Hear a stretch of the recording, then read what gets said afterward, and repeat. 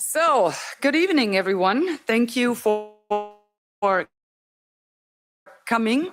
There is still some guests waiting outside. They're being brought in right now, but we kind of have to start because we are on a time schedule and the interpreters will leave at some point. So we probably should get started. I welcome you. First, an announcement real quick. In case you need to go to the restroom, it will be out the door and to the left, and you will find it right there. So, welcome everyone. Once again, a very important topic, digital ID. I don't know how many years I've been talking about digital ID now.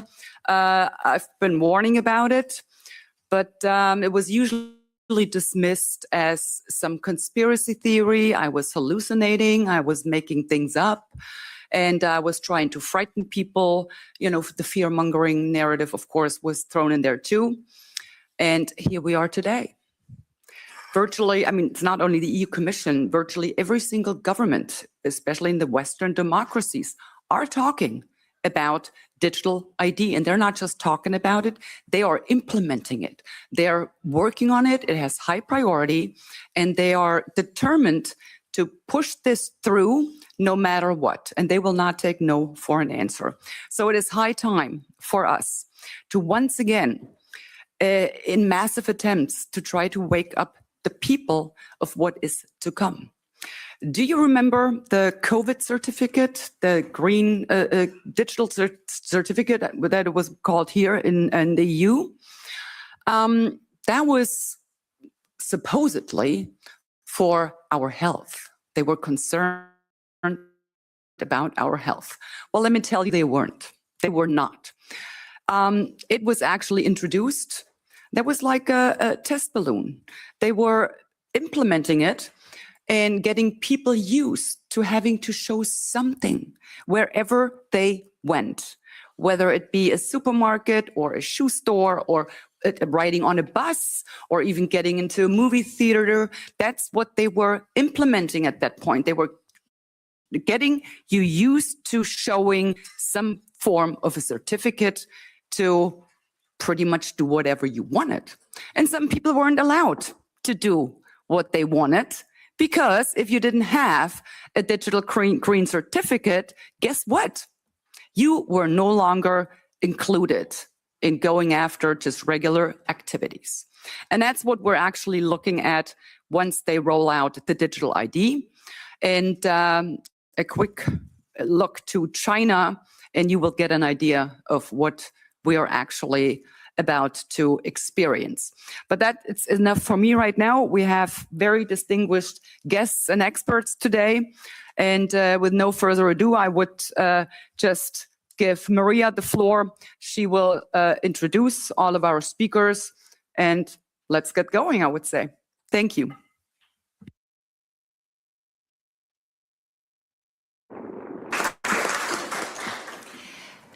Good afternoon, everybody. It's a great honor to be here with you.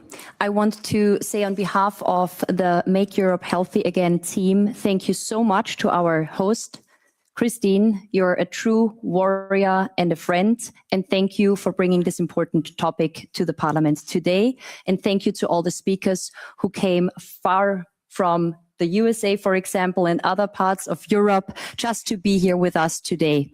I'm delighted to introduce the speakers today. My background, I'm a medical doctor, also a mental health coach, and I'm the founder and president of MIHA, Make Europe Healthy Again. Thank you again for coming, and let's get started with our first speaker, Professor Dr. Richard Werner. He's educated at the School of Economics and holding a doctorate from the University of Oxford. Richard Werner has served as professor of banking, finance, and economics since 2005, including at the University of Southampton, Fudan University in Shanghai, and Goethe University Frankfurt. He has held senior roles in finance and policy, including positions at Bear Stearns Asset Management, Jardine Fleming Securities, and as consultant to the Asian Development Bank. He advises and supports the establishment of community and small banks. He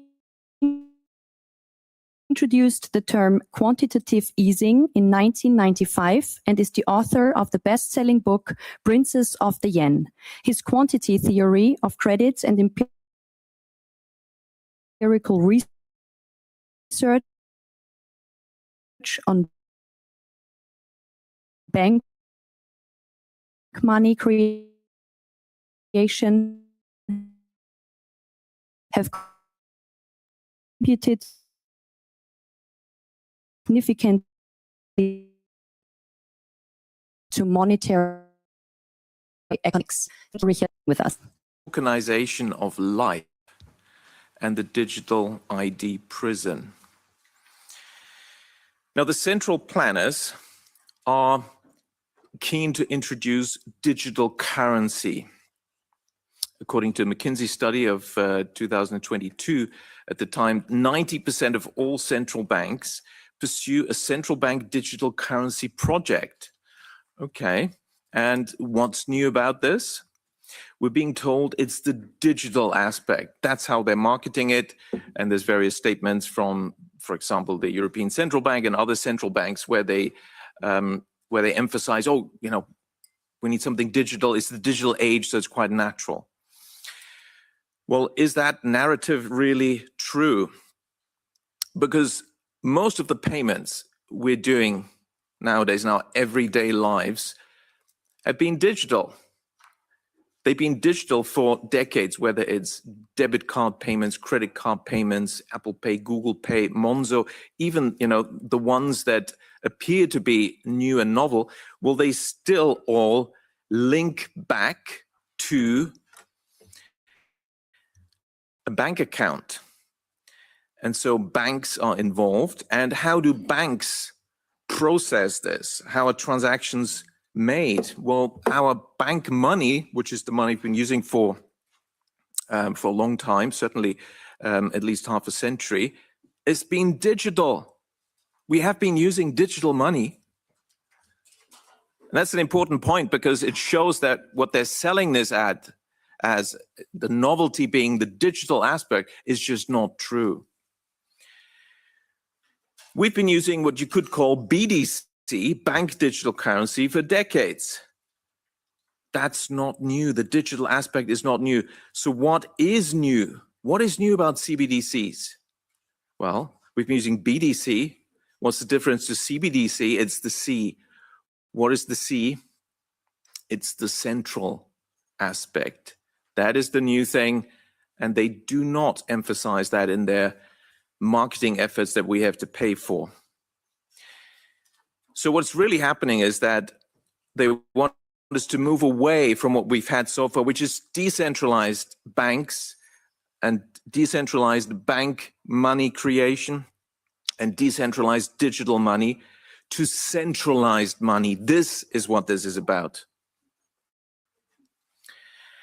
And when you think about that and you realize the centralization aspect is actually the key aspect, then I'm sorry, but you know, the reality is the centralization of power into fewer hands is not a good trend. Fascism was about the concentration of power. Communism was about the concentration of power. Any dictatorship wants to concentrate power. Now, what's the justification for this? They will come up with stories, but when you look at the politics, it's very clear. In our day and age and where we live, the politics is not convincing because actually the opposite should happen.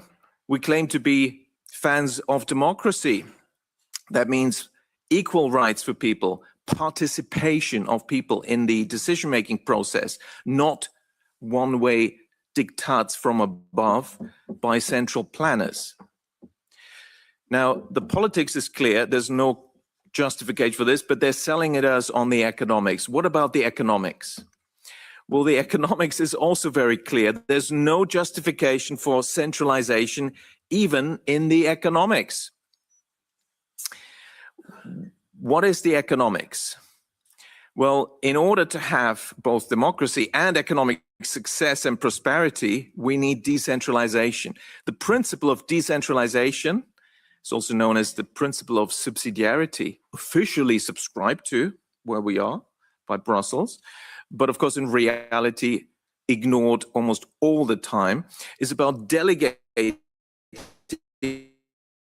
power and decision-making, the actual decision-making, to the lowest possible level wherever possible. And it's been shown any organization involving humans will be more successful if you follow that principle because it works, people on the ground, at the front line, whatever it may be. They can react quickly, they can make decisions, but so the decisions will be better, they'll be more effective, but also people will be motivated.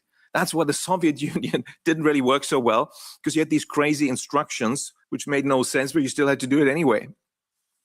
So this principle is well established. I wrote a paper on this, subsidiarity as secret of success, and it's an HR axis, so have a look at it. So we have no political justification and no economic justification, and yet the central planners demand more power and more concentration of power into their hands. And it's pretty bad, I tell you. It's been going on for years. They want to control all transactions. Let's start with transactions. Since the 2014 e-invoicing directive and the regulation 910, the Commission has made law that there will have to be electronic identification in order to allow for the creation of EU digital identity wallets. And some countries have already implemented this. Hungary, of all countries, actually has moved ahead of others in implementing this. And that means that there's no more economic transaction freedom, because as a company, you're not allowed to issue an invoice if it's not through the system with specific software, which is part of the centralized control. And of course, that is the first step to then also intervene and, perhaps stop transactions, whatever you want. Once you have the infrastructure, you can use this power. But it's not just Europe. We see the same trends, just like in 2020, when suddenly everyone had the same very strange list of prescriptions that needed to be implemented. Japan already has a qualified issuer invoice registration system, and so on. So what is this? This is actually the fallback plan B route to impose digital ID and total digital control of all our transactions in case things don't work out so well with plan A. So we have to be aware of that. Plan A is central bank digital currency that are programmable, the power to create and allocate new money, which would give this to the central bank and therefore also transfer fiscal powers, the only sort of remaining power in the hands of parliaments, which is one of the definitions of democracy, for parliaments to decide over budgets. Obviously, we're not in the parliament here because that's not a democratic parliament when you don't have those powers. But they want to take them away from those parliaments in Europe that have those powers. The central planners want to take that job. But it's the transactions. And here, of course, what is the programmability? Well, is the infrastructure being created? It could be anything. It could be climate change, carbon footprint. That could be the principle, but it can be other principles. Do you support the war? Are you on the right side with your opinion on whatever currently is, countries we're making war on? It could be anything. It could be you're stepping outside a 15-minute city, and so your money perhaps shouldn't work. But it's not just transactions. It's also assets. And this gets pretty scary here, I think. The Bank for International Settlement, the central bank, originally created, like most central banks, as a privately owned institution, but extraterritorial, created the precedent for extraterritorial organization that is above countries, outside countries. So it's sort of in Switzerland, but it's not actually in Switzerland, in Basel. Has suggested that, well, we need to tokenize everything, all assets, and bank deposit, bank money, central bank money, as well as other assets. And there needs to be seamless integration of all this and programmability in one platform, we are told. So what are these other assets? It turns out we already have national organizations that are currently compiling asset registers. And you think, okay, that's financial assets. Perhaps add land. Well, you can add quite a lot. They want to add everything, natural assets, the air we breathe, the water we drink, the oceans, everything. Now, why is this? Tolstoy wrote a good piece on this when he criticized economists for only having land, labor, capital in the production function. Why is the air not in there? The energy, the sun? Well, because they haven't figured out how to control access and charge for it. And that's what's happening with digital ID. They now are able to do this. And now they want to do it, as we hear from World Economic Forum agenda contributor Lindsay Hooper at Sustainability Institute in Cambridge. We need to bring nature onto the balance sheet, allocate a value to it, and bring it into the accounting and financial mechanism. Well, and of course, there's various agencies in the US, in the UK, in Europe, in many countries already doing this for nature, and they're digitalizing it now. A natural capital register, the value, the quantity, and the quality of natural resources in one place. Now, this agency in the UK says, well, there's some critics that suggest, oh, we're trying to put a price tag on nature. It's important to understand that this is not the intention of natural capital accounts. Of course not. Because the intention is to control access to nature and charge for it. And they themselves go on, well, actually, what we're going to do is put monetary terms to nature, calculating where possible monetary value to the benefits produced by natural assets. And this will support, they say, prioritization. In other words, some people will get access, others not. And the criteria, well, they can be made up. Europe, the EU, is creating the Anti-Money Laundering Authority, AMLA, under a lot of secrecy and not exactly very transparent itself.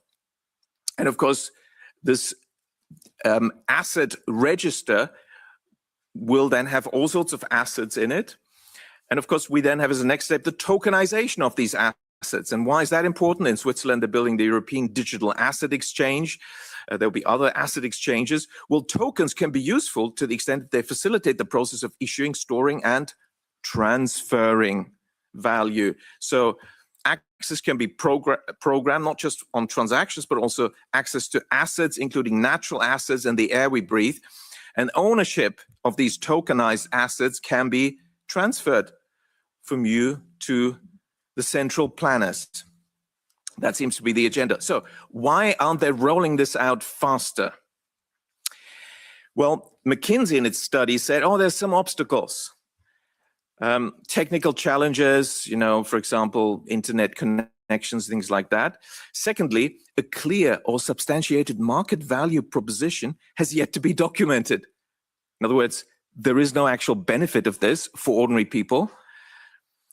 Some consider CBDC benefits to be limited relative to already established private solutions. We have digital money, it works. And thirdly, I'm still quoting McKinsey, trust remains a hurdle for a meaningful share of citizens and system participants to accept this, who question the motives behind CBDCs, often suspecting governments of aiming to monitor or restrict financial activities. Of course, we now realize it's not just financial activities, it's about all activities, and the programmability is a key feature. The Bank of England asked the government, the politicians in the UK, to give them the power to have programmable digital currency, and that is a control tool. The pilot CBDC projects that are ongoing, for example, this one in Brazil in particular, experts have already found out, yes, it has all those features. You can freeze transactions, you can take people's money away, you can intervene in those ways. Now, the central planners claim we will not abuse the limitless power that digital ID and CBDCs will give us. Okay, well, should we trust them? Well, I can be brief here. I think all of you know examples of how this sort of power has already been abused. Just thinking of Justin Trudeau's ending the peaceful demonstrations by truckers in Ottawa. Their bank accounts were frozen. Their ability to buy food is how they got them. Too few used cash and digital currency. Well, they didn't have CBDCs, so they had to pass laws to do it, and that will be very easy once you have CBDCs. The police froze 206 financial products, including bank and corporate accounts, disclosed 56 entities associated with vehicles, facial recognition, even 253 Bitcoin addresses were identified, and PayPal was also shut down. So that's how they can do it. Now, interestingly, no such financial controls had been used previously to stop criminals. But of course, peaceful demonstrating citizens, that's when it seems the central planners get pretty creative about how to stop people. And of course, we all know what happened in 2020. Digital ID suddenly were a topic. Vaccination passport as a backdoor to introduce digital ID. And then, of course, programmability. You can close access if you don't do X, Y, Z. And it can be anything the government central planners decide. And now we have the EU commissars already abusing their dictatorial powers that they've had for a while, but now they're showing these powers by declaring polite, very polite, considered critics like Jacques Beau, a Swiss former sort of army officer, in his, just giving his opinions. He's an outlaw now. He's been sanctioned. He can't buy food. He can't leave the country, Belgium, in order to travel back to Switzerland. It is quite extraordinary. Now, on the monetary front, the CBDC is the biggest upheaval in our monetary system in more than 300 years. But the digital aspect is not new. What is happening, therefore, is the centralization, but it's a particular type of centralization. The central banks are ripping up the old agreement between the banks and the central banks, which was that the central banks deal with banks and the banks deal with us. And overall, the banks haven't really abused that. They've never sold our data ever, our transactions data. They haven't. That's really why they've become the enemy, because that's supposed to be a currency that they want to sell and trade, and banks have refused to do that. So the central banks are now stepping into the arena and want to compete against their regulated, the banks. This is like playing football. The umpire saying, well, it's a bit boring. I'm going to join. I'm going to score some goals, but I'll still reserve the right to blow the whistle, give the red card, give the yellow card. Who's going to win that game? So the bank regulators will compete against the banks, because CBDC is just a current account at the central bank. That's what's happening. Of course, this conflict of interest explains what the central banks have been doing. They've been taking anti-bank policies for many decades. Already in 2002, I warned about how the central banks were creating these asset bubbles, banking crises, recessions. And of course, that has continued ever since. Unabated, we've got regulatory moral hazard. The more crises they create, the more powers we give them. Each time they demand, oh, it's because we didn't have enough powers, which is not actually true, and should have been stopped earlier. So can we trust the central banks to give them yet more power? I think the answer should be a resounding no. The high inflation that started in 21 was created by the central banks. No matter what they tell you about wars, the economics is very clear. I could forecast it quite successfully from May 2020 onwards, that 18 months later we'll get significant inflation, because the money creation was just massive, off the charts. Then the central banks imposed a fake pandemic. You know that story. And we know that people like Jeffrey Epstein, is now public record, were involved as early as 2017 in setting up the scheme of this great pandemic for some investors to make a fortune, such as Bill Gates. And then we can also make money injecting people with stuff and solve the problem, as Epstein and Bill Gates discussed, matter of public record, of how to get rid of the poor people. And of course, it was used at the same time to push digital ID. Now, this is, what they're giving us is not the only option. We can have prosperity. Their goal is zero growth, negative growth. Germany now, third year of recession, first time since 1933. But actually, we could have high growth everywhere in the world and prosperity for all. How do you do that? 200 years of strong economic growth in Germany were due to many, many small banks, local money creation, money lent to small firms. They're the main employer. 60%, 70% of employment is with SMEs. That's how you spread the prosperity. These hidden champions in Germany, where Germany really sticks out, is small firms that are global market leaders. Yes. Now, how's that possible? Because Germany has the largest number of banks in Europe. Well, we should use past tense, had the largest number of banks. And they were mostly small local banks. That is the way to generate prosperity. But the central planners don't like that, and they've been killing banks. So ECB policies have been very successful. Under the ECB, a very young central bank, already 6,000 banks have disappeared in Europe. And surprise, surprise, it's not Goldman Sachs that has disappeared. So last chance saloon, and I'm wrapping up here. The overarching trend of the 20th century was the concentration of power in the hands of fewer and fewer people. Lord Acton, quite wisely, and he was really an observer of politics for many decades, concluded power corrupts. That's the reality. That's human nature. If you give people power, and too much power, it will lead to bad results. Absolute power corrupts, absolutely. So we have to stop the further spread of digital ID and the introduction of CBDCs. Already Europe is being deindustrialized, economically destroyed. We can't give these central planners that have delivered this yet more powers. Instead, we need to decentralize, break up the concentrated power, oppose digital ID. We are sovereign individuals. We don't need to prove our identity. Somebody wants to check identity, well, that's their problem. We need to oppose digital asset registers and tokenization of our assets and of nature. And we need, most of all, of course, to oppose CBDCs. A decentralized monetary system is the future. Many small local banks in a decentralized fashion implementing subsidiarity, that is proven to be very successful. That's how, that's how China became an economic superpower within one generation. They moved from one bank in the Soviet system, central planners loved it, to 5,000 banks with 30 loan offices in 35 branches. That's more than 5 million people checking millions and millions of small firm loan applications for productive business investment. It's easier to find people to govern themselves than people fit to govern others, because those who are currently governing us, they're not fit to do so. Thank you very much.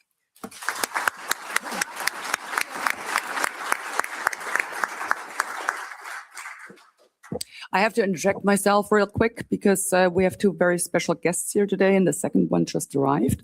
And I would like to recognize them. So the first special guest we have here today is the Senator of the Upper House of Ireland. Very welcome, Sharon Kagan. Please give it up for Sharon. Thank you so much for all you're doing. And who just arrived is my very good friend, Andrew Britton, a former member of parliament in the UK. And we have been fighting this fight on all kinds of ends for so long. I'm really honored that you made the trip and came here today. Thank you for coming.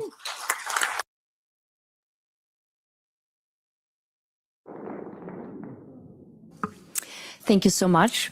So our next speaker is, and before I come to our next speaker, I quickly want to inform you that our speaker, Professor Dr. Richard Werner, made an interview with Tucker Carlson. I highly recommend that you watch this interview, and also very recently an interview with Catherine Austin Fitts and Tucker Carlson was published as well. And you can find out more about Catherine Austin Fitz's work on solari.com. Very good source. So that is something I needed to mention. Our next speaker from the United States of America is my dear friend and our MEHA steering committee member, Reggie Littlejohn. She's founder and president of Anti-Globalist International and Women's Rights Without Frontiers. She is also the co-founder of the Sovereignty Coalition, a non-partisan organization focused on national sovereignty and medical freedom. She's a U.S. attorney and graduate of Yale Law School. She has testified 8 times before the United States Congress and addressed multiple international bodies, including the European Parliament, UK Parliament, United Nations, White House, the Vatican, and so on. She was featured by major media outlets, including BBC, CNN, Fox News, Voice of America, and many more. Thank you for coming, Reggie. Thank you so much for having me. Can you hear me? Yes, okay. I would like to thank MEP Christine Anderson for being at the very forefront of these issues for many, many years and for hosting this important event. Humanity stands at a crossroads.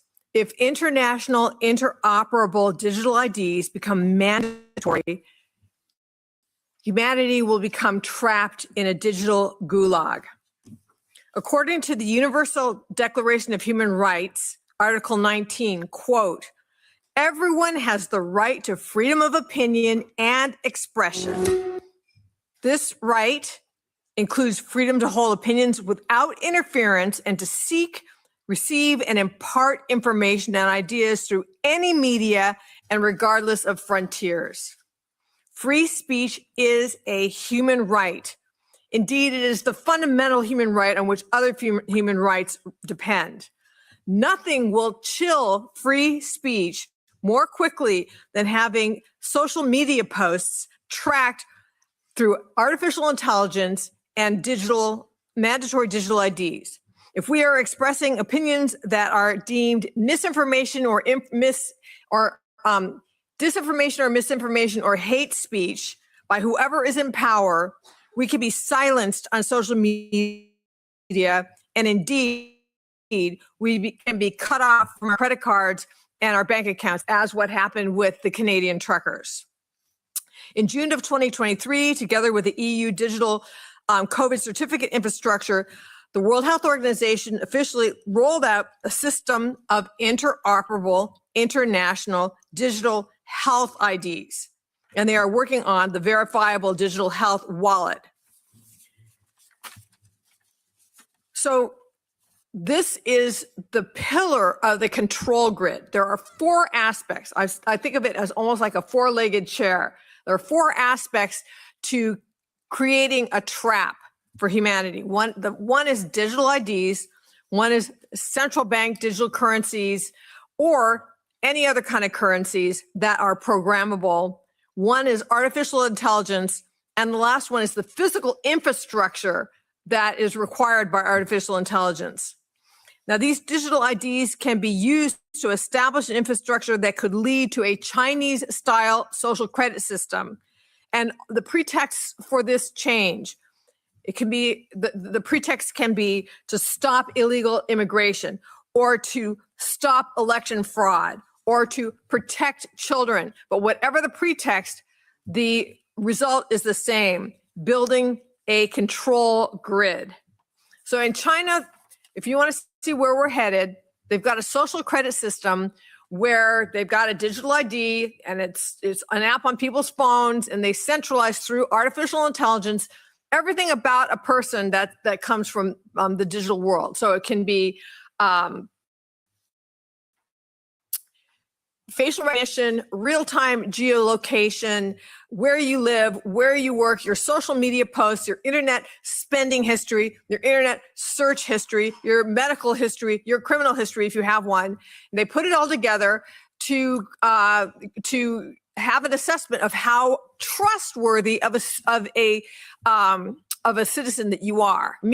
Trustworthy in China means you do everything you're told and you never make any waves. You certainly never criticize the government.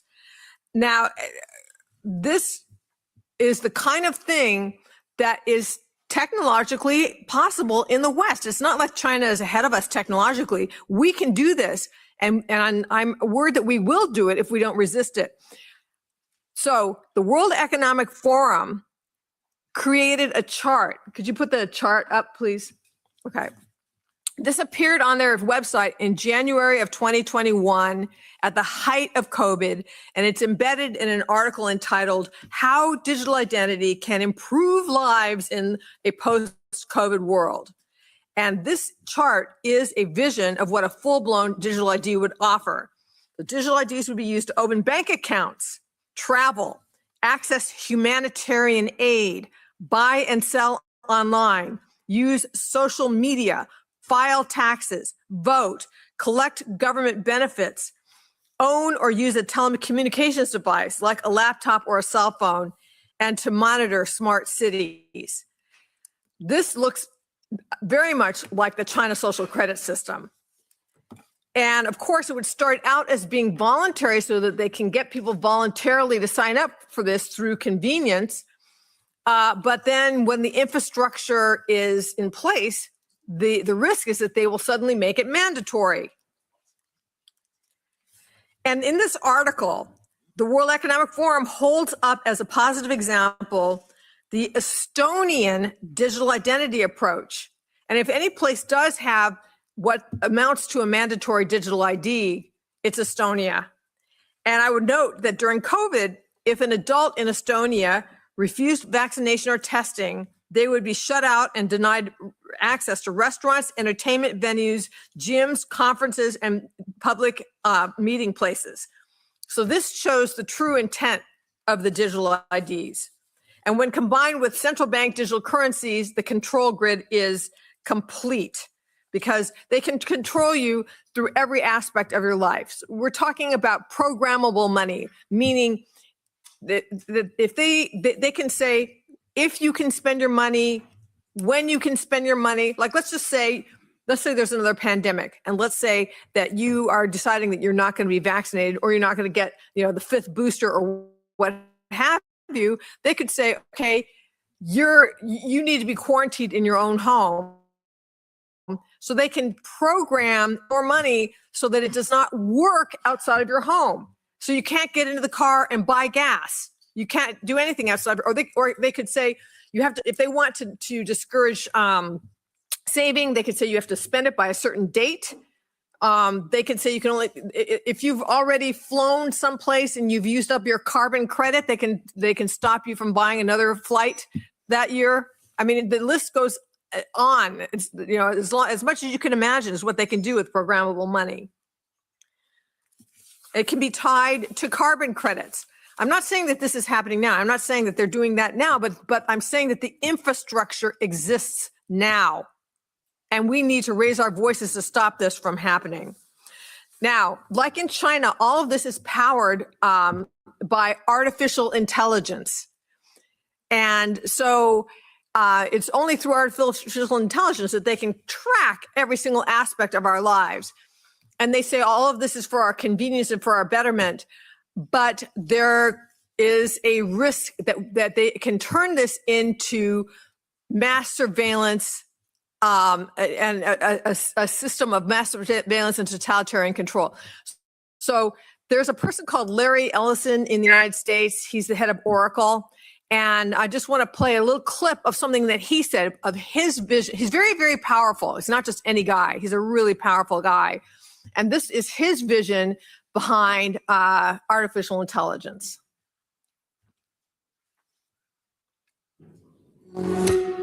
Oracle co-founder Larry Ellison predicts AI surveillance will be part of our everyday lives in the future. During a recent Oracle Q&A, Ellison said AI will soon play a major role in monitoring society through a vast network of interconnected cameras, including security systems, police body cams, and vehicle dash cams. Everyone would see it. Your body cams will be transmitting that. The police will be on their best behavior because we're constantly recording, watching and recording everything that's going on. Citizens will be on their best behavior because we're constantly recording and reporting everything that's going on. Ellison's vision is for AI to analyze data from this network of cameras in real time in an attempt to prevent crime while also tracking and influencing public behavior for a safer society. However, the idea raises serious privacy concerns. Critics argue it could lead to a surveillance state with constant monitoring infringing on personal privacy rights, while others say it could help solve crimes faster and provide transparency to citizens in cases of excessive force from law enforcement. We're going to have supervision. In other words, every police officer is going to be supervised at all times. Ellison's proposal highlights a growing trend among tech giants to harness AI for societal influence, which may significantly reshape our lives in the coming years. For more unbiased updates from all over the world, download the Straight Arrow News app or visit san.com.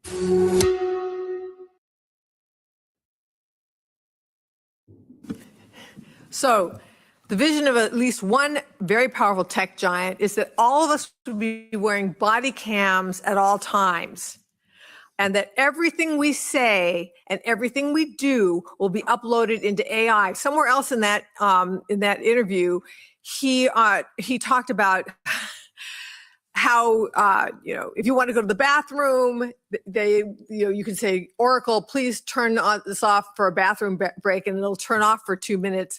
But it won't really turn off, because what if you didn't really go to the bathroom? What if you did something in the bathroom you shouldn't be doing? If you get a court order, they can see whatever was happening, in the bathroom. It's just, it's crazy. And he also says that what we really need is drones. Like there wouldn't be any mall shootings anymore because AI would pick up an escalation and they just send in drones to break it up. I mean, this is like 1984 on steroids. And it is what RFK Jr. Has termed turnkey totalitarianism. The infrastructure for this is being built. In fact, I would say it's already here, and we need to regulate it. Okay, otherwise we're going to be living in a dystopian hell. So these digital IDs are the enforcement mechanism for 15-minute cities and smart cities. So what's the difference between a 15-minute city and a smart city? 15-minute city or 15-minute ghetto, as MEP Christine Anderson likes to say, is just the idea that everybody should be living in a place where everything you need, where you live, where you work, where you shop, where you go out to the restaurant, where you're, where you go out to spend time in nature. It's all within a 15-minute walking distance or biking distance from your home. And the idea is, oh, we're going to help you build community. Okay. Well, how do you enforce that? I'll tell you how you enforce it.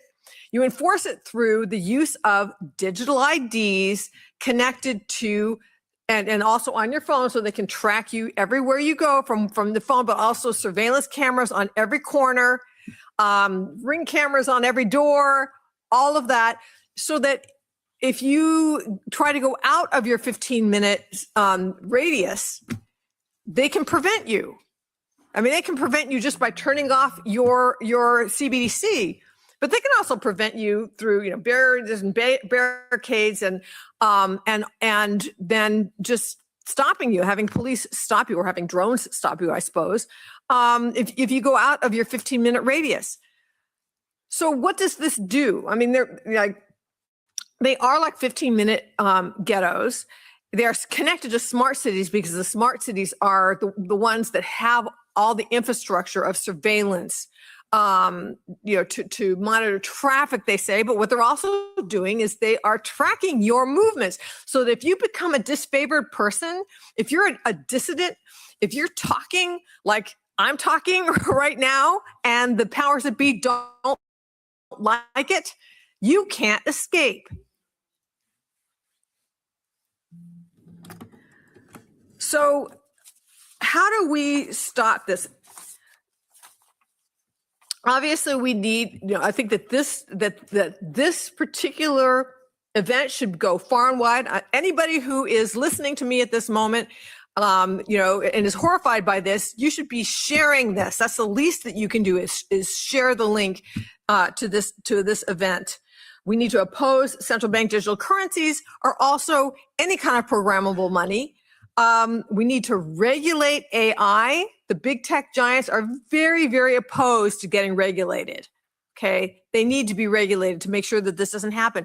But then something that people can do on the local level is to combat these data centers, because in the United States and Europe and elsewhere in the world, they are creating these massive data centers. And I mean, these things can be dozens of acres large or even bigger than that, to process all of this AI to surveil us. And there are movements, like in the United States, a couple of places have been able successfully to combat these because they are energy hogs, they are water hogs, they emit, toxins into the air. So just on environmental reasons, people on the local level can oppose these. And you can find out where your nearest data center is just by Googling it. Just go online and say, where are data centers being built, and oppose them, because they can't ultimately create this control grid without these massive data centers. So George Washington once said, if freedom of speech is taken away, then dumb and silent we may be led like sheep to the slaughter. And Benjamin Franklin, another founder of the United States, said, whoever would overthrow the liberty of a nation must begin by subduing freeness of speech. Once this digital gulag is in place, there will be no dissent, because as soon as you voice a dissenting opinion, you will be shut down, canceled, and paralyzed by being cut off from your money. We all need to resist and do our best to escape before the trap snaps shut. Thank you.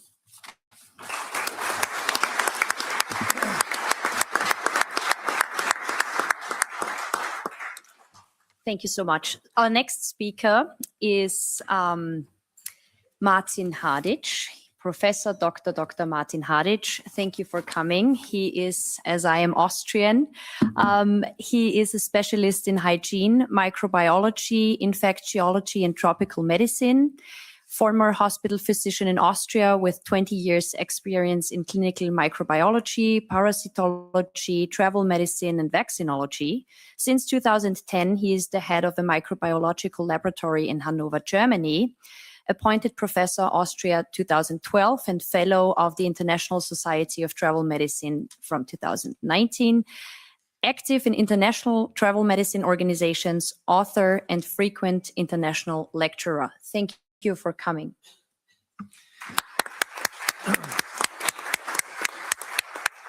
Well, very warm welcome to all of you, and from the bottom of my heart, thank you to MEP Christine Andersen for setting the stage, and for Maria for having me here. Just for your information, I will read my comment down just to stay within the time frame given. Just in short, the offerings of the digital world are very tempting. Generally speaking, everything becomes more convenient, is always available. Nothing can be lost or forgotten anymore. But then, can't anything, maybe everything, be stolen as well?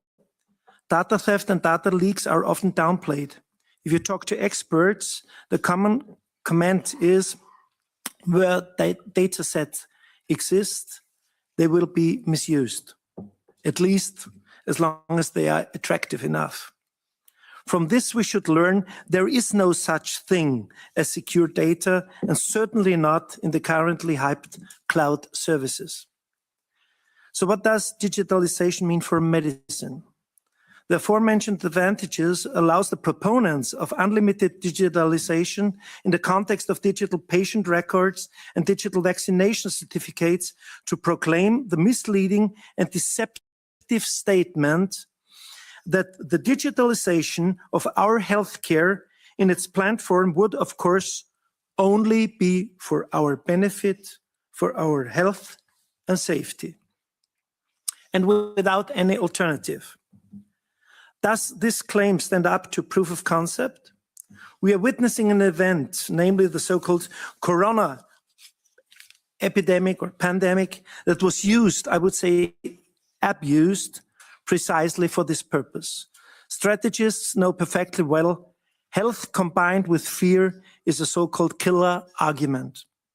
And this fact was empathetically demonstrated during the corona pandemic. I dare say that only the, as we now know, completely fact-free catalogue of pseudo-preventive medical measures enabled politicians to test to what extent a step-by-step concept under the disguise of medical care could ultimately lead to the complete disenfranchisement of citizens. And in this experiment, which was accompanied by considerable, foreseeable, and inhumane collateral damage, the entanglement of medicine and digitalization proved to be an extremely potent combination, enabling the so-called elites comprising the military, industrial, medical, media, pseudo-legal, political complex to control the entire world and thus exert a data-driven stranglehold.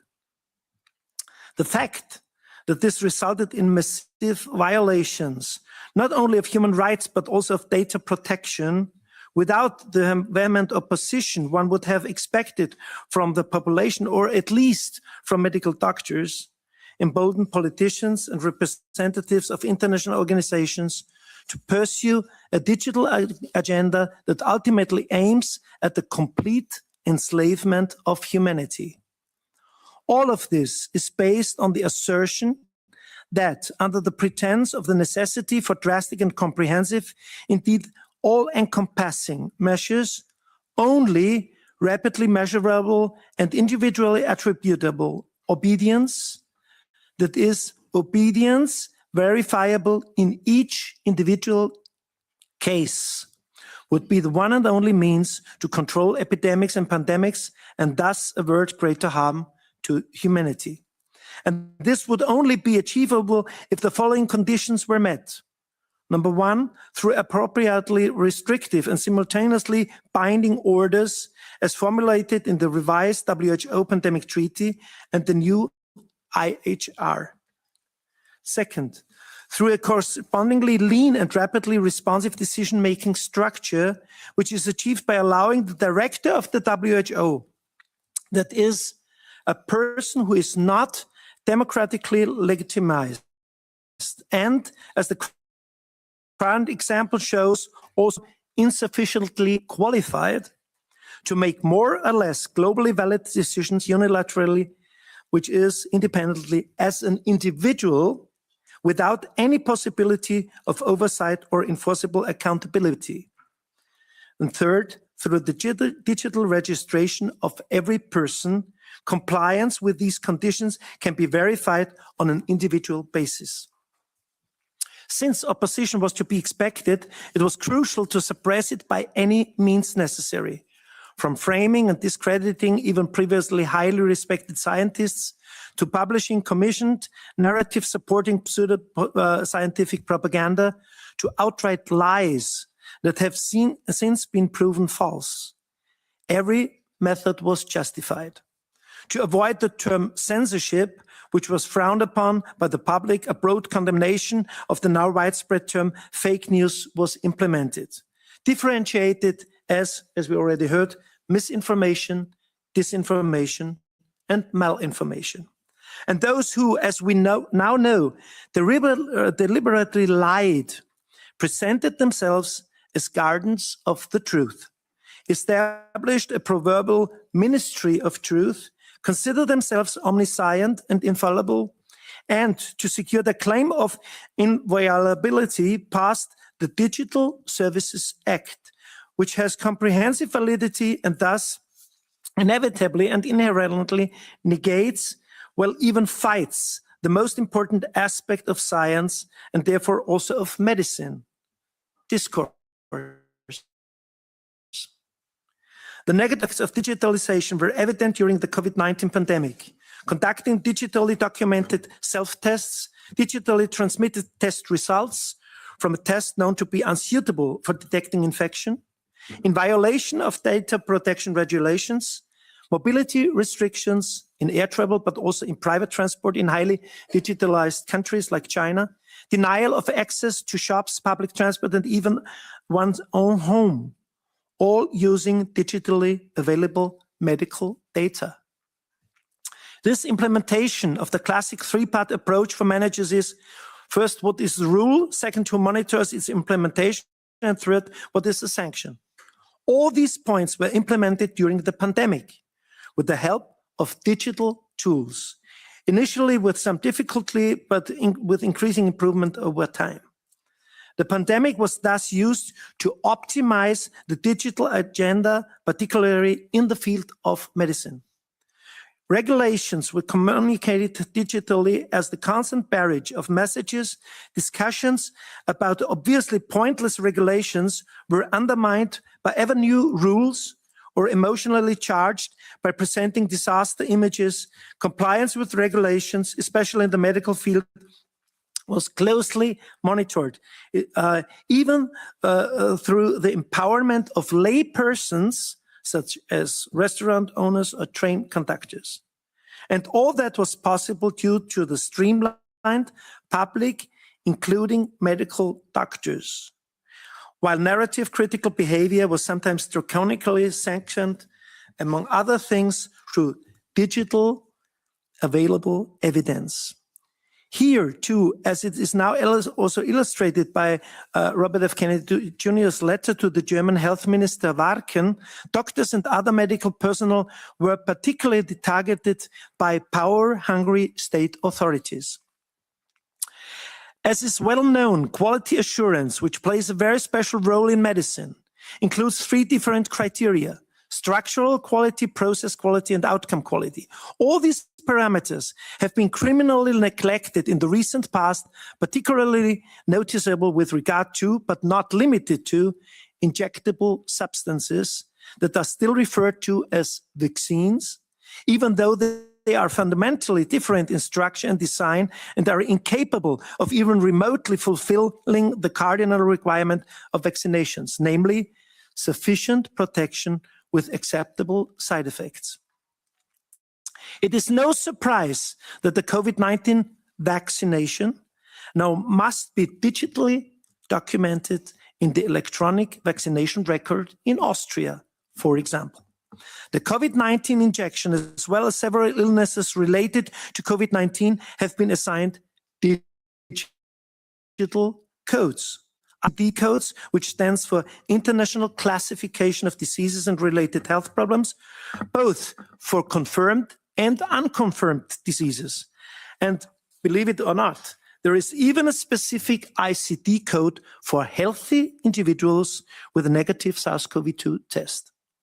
Among many other points, both the Declaration of Geneva and the Hippocratic Oath emphasize a strict relationship of trust between doctor and patient or client, that is a healthy person in case of vaccinations and injections of this kind, which is non-negotiable. This means that every conversation is confidential, its content remains within the respective room, and this remains valid by agreement even after the death of either party. And this is precisely what is essential for medical practice. For this reason, more than a year ago, with the kind and generous support of two lawyers, one specializing in human rights and the other in data protection, I filed a complaint with the High Constitutional Court of Austria against the digital vaccination record. There has been no response to this complaint so far. However, upon inquiry, we were informed that it is unknown on which server or which the data is stored. But not only the immunization, but also the handling of all other medical data, which is the mandatory digital patient record, contradicts not only the medical oath, but also vulnerates the fundamental principles of medical ethics and data protection. The transmission of this data effectively undermines aspects of bodily integrity through the possibility of targeted coercive measures and the patient's autonomy, which is their right to self-determination. And just imagine how hacking of health data could impact families, friendships, insurance and business contracts, and occupational health, including business trips. Through digitalization, medicine thus becomes an accomplice to sometimes arbitrary and, as we have seen with the... Okay, I slow down a bit. I still have time left and I'm almost done. And as we have seen with the COVID-19 injections, also dangerous, even life-threatening mandates. Furthermore, the trail of accountability is very often lost in the digital void due to digitalization and globalization, as we are currently experiencing after the so-called COVID pandemic. But we haven't yet given up hope for a Nuremberg II trial against the decision makers who had claimed responsibility and should be charged for crimes against humanity, with digitalization be averted for use against them. Digitalization primarily serves simplification, and this also applies to surveillance and intelligence. This supports my assessment. Convenience is the greatest enemy of freedom. And please just let me tell you, there is a saying that is sapere aude, which is Latin and means, please use your own brains. Thank you very much.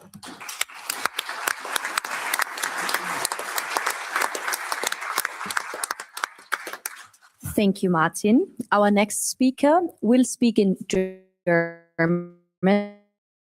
So please use your headphones that you have on your seats. You need to select the correct channel for your language. There is a button. I think it has a whatever symbol on it. I can't remember. And you can just keep pushing it until you see the language that you would like to hear it in. German is channel 01. No, you got it. Yes. So Tom Lausen, he's an IT specialist since the 1990s, former managing director of an IT consulting firm. Since 2020, he is doing independent data analysis on COVID-19, Paul-Ehrlich-Institut data, Robert Koch-Institut data, DIVI data, mortality data. Repeatedly appointed expert in the German Bundestag and state parliament hearings. Party appointed expert before the Federal Administrative Court. Since 2025, he is a member of the Corona-related Enquete Commission at State and federal level by AfD Party. He is also the co-author of 2 Der Spiegel best-selling books. His public outreach via information channels has more than 100,000 subscribers. Thank you so much, Tom, for being here with us.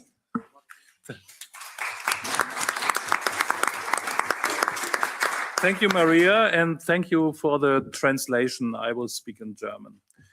Historical control was always visible. Rules, police, law, and digital control is less visible. Changes, delays, access, algorithmic risks. People wouldn't realize that they are being controlled, rather they feeling that but it's a situation where the system is deciding more and more. It becomes a dystopia when identity is connected to people and all areas of life can be integrated and all decisions can take place in an automatic way, and analog alternatives disappear. Freedom is configured, and from freedom, we then get a kind of freedom which is only available through algorithms. So when everybody needs a license from the machine, they need to have a QR code. They need to have a password. So this is the key role which could be played by the European Union's EU wallet. So this is an anchor for the digital ID, a simplification for when you have things which need to be dealt with local authorities and with administration. It seems harmless, but however, in a highly networked world, people's identity will become a kind of central point, and it means that everything else can be combined with that in a mathematical way. So data will be continually produced over vehicles and behavior. There will be a smartwatch which will give information about stress and about sleep, and this and through the social media, people's reactions, the tone of people's voice, all kinds of human interaction. This will be in the digital clock of our life. So all of these may seem harmless. They seem to be technically limited and they seem to be for particular purposes. But a new system will begin where all of these separate things do not exist alongside each other, but rather they are integrated into an identity infrastructure. So what used to be available in a fragmented way can now be integrated from certain different sets of data. You will have a coherent framework of reaction patterns and routines. So you won't just have a user profile, but rather you'll have a dynamic personality model. And statistically, it will be possible to use statistics to analyze it. It will be possible to look at what will happen in the future with it. So it's not about just our habits, but also our personal dispositions and attitudes. The quality of this kind of change is not in the fact that data is being gathered, but rather that it can be connected. As a data analyst, I know that connecting data doesn't just create technical possibilities, but it also provides economic possibilities. So as soon as you can establish that an identity exists and you can collect data in a reliable and clean way, then you have a new raw material of data. There will be fresh data combinations. It's like an unpolished diamond. And if you can polish that, then you will be able to monetize it. You will be able to make money out of. With regard to digital autonomy, where you have new data spaces, there will always be new business models coming into existence as well. So when you have scorings, when people's behavior can be seen in advance, this will create a market.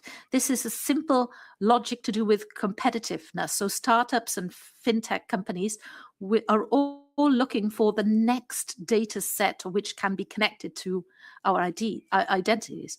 So if somebody has an advantage in integration, then they will have an advantage on the market. And you can see from AI superintelligence that whoever whoever achieves that will dominate the market. So with regard to whoever has the infrastructure in space will be have an advantage for new optimization and new services. So this is coming onto the market already. The possibilities to make profits, well, that's a very strong magnet. We can see that there's a huge amount of data being produced every day through communication, mobility, and work. And for the artificial intelligence, this kind of data is a raw material. This data is being used as training material. And the person who controls the data will also control the ability of these future machines to learn, and therefore also these machines' abilities and functions. And so we need to draw attention to this fact. The EU is trying to develop digital sovereignty, not just in a rhetorical way, but also with regard to data. The idea is to set up the EU's own AI system and ecosystem with its own data, rather than just handing this over to foreign data platforms. Data is the capital of the future, but everybody knows this already. What is new, however, what we're becoming aware of is that AI is a processing machine and a digital identity, so EU ID and interoperability. This is the infrastructure needed to collect this data. The decisive point is this EU wallet, which is not in itself going to be a monitoring or surveillance system, but it will be an identification instrument. And when it becomes an anchor at which you can authenticate people's identities, it will lead to an ability to work across different sectors. There will be a step-by-step progress to efficiency, to comfort. Everything will seem rational until people are in a situation where they are no longer in a position to make decisions themselves anymore. When CO2 profiles, health profiles, communication profiles, when these can all be brought together technically, then it will lead to a monstrous model which is able to control us. In such a system, freedom will no longer be open, rather it will be a situation where those who control the data will be able to control priorities, and therefore they will also be able to control access. The individual cases of access permissions, this could also be a nightmare in the new reality. And that is, there's a good reasons for believing this. We saw this with Corona, that we had digital access rights according to whether people had been vaccinated or not. We've heard about that already today. Now, the question in the context of the EID is not whether it makes sense to have an electronic ID. The question is whether it will remain just an administrative tool or whether it will be part of this massive infrastructure which is collecting and hoovering up data. If data remains tied to one particular objective, then people and decisions are made by systems which can be controlled and overseen by people, then on the whole, the balance will be kept. But if data becomes universal and if data connected with data in a universal way, then the risk is that that the structure will move away from freedom, and it will no longer be the visible rules that decides, but the system will decide. So, and we can assume that will happen because of the new models in place. This is not unavoidable. How can we draw people's attention to this, make them aware? These developments, we don't want to paint everything black, but my answer to how we can draw people's attention to this is we should use the law. We should be very precise about it. We should submit the proper legal text to our governments. As long as digital identity is only used as something, people see it as being something which is comfortable and convenient, then there will be a lack of awareness of what can go wrong. So we need to have clarity.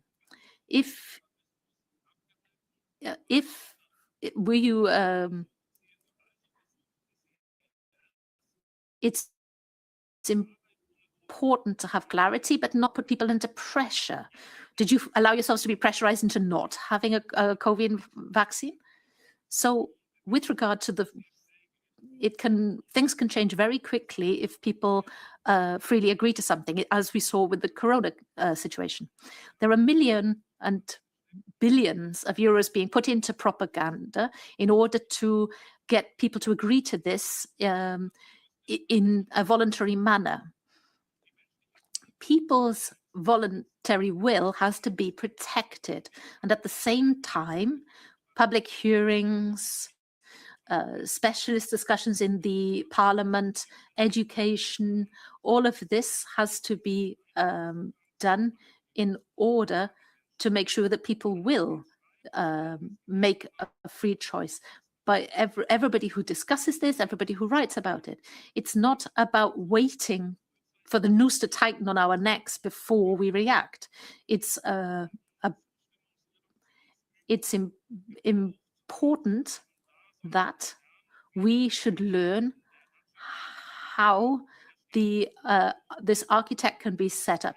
We need to have an architecture which is analog, and we need to connect with people all over the world. Every technical and digital improvement must be clear for everybody, and every interface needs to be understandable and possible to explain. And valuation clauses and sunset clauses need to be included in the law. Otherwise, there should be no agreement.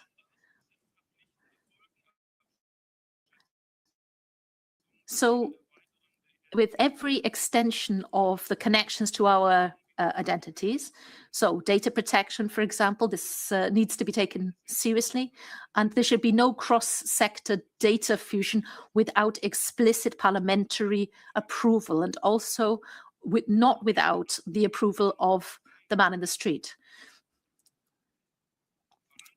So having this anchoring, it needs to be anchored in law that there are analog alternatives for state services. We need to have it needs to be necessary to get people's agreement before steps are automized. So there needs to be, it has to be documented if data is given to third parties. And also, it is important to always have the right to exit a digital identity system without any disadvantage. This should be a right that one has forever, because it is decisive that we don't have to have large symbolic demands, but we should have it in the infrastructure. There should be a ban of any kind of indirect forcing of people to make decisions. There has to be it has to be possible for human monitoring and surveillance to take place. And it's not about attacking the whole system, but every extension, every interconnection of data needs to be reviewed. Every crisis, every change needs to be limited. So scenarios need to be made understandable for people. We shouldn't have abstract ideas, but we need to have very precise questions. So what happens if CO2 goals and mobility information is put together, for example? What does it mean when identity comes to a situation where it is a universally used authentication basis? So slowing it down doesn't mean blocking it. It just means about being careful with people's life and putting the human factor before digitalization. Technical changes should not be quicker than political reflection. After all, it's the political level which has to make a decision.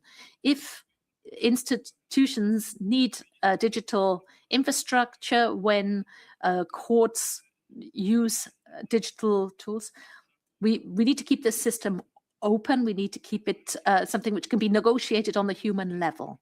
So this is not about being against digital identity, but against it taking over in all areas of our lives. So this is where the political work has to begin. Politicians are responsible for this. We need to raise awareness. This doesn't start online. This has to happen in the real life. And it's not just a nostalgic thing if we decide to meet people offline. It's very important. If thousands of robots are running around on the street, then we would suddenly find ourselves that we will want to be among people. And so if we end up in a world where all of our communication can be reproduced, it may change thinking itself. People speak differently if they know that every word could be recorded, analyzed, or published. And this is why there needs to be spaces in which thoughts can be put forward, unfinished thoughts, doubts can be formulated, and future possibilities can be openly discussed. This is the first step. So analog meetings without using digital devices, no smartphones on the table, no recording anything, no automatic transcription services, no robots, no sensors, no AI supported minutes being drawn up, not to be a Luddite, but just to be able to concentrate on interhuman interaction, expressions, and gestures. So we need room for thinking, a room in which arguments are not performative so that they can later be analyzed, but they are really intended for the person that you are speaking to. So we need to think calmly without pressure about what digital identification could mean. We need to listen to each other, and we need to when you choose not to record things or take photographs, then you're showing trust in each other, because we have a society which is only based upon discussions which have been recorded. Then we will lose a great deal. So it is about having a cultural basis, or maintaining a cultural basis for later parliamentary initiatives, and for suggests to how the law could be changed. This analog is not a replacement for the digital, it's just a corrective measure. If you only communicate in a digital way, then you will think in digital categories. People who meet each other in the analog world, they remind themselves that people are not just a set of data, but a person is a person sitting across from you. A place where people can meet, where there is no algorithm listening and there are no profiles being drawn up, and one's thoughts are not immediately being analyzed and assessed.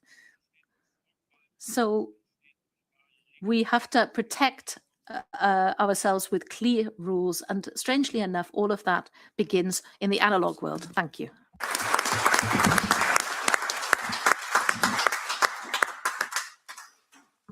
Thank you very much, Tom. Our next speaker, if I may say that, the youngest in our group, Montgomery Toms. He's a British freedom campaigner, waking young minds up to authoritarianism and challenging government overreach. He is also the founder of Freedom Watch GB, the fastest growing youth-focused freedom movement in Great Britain. Thank you for being here.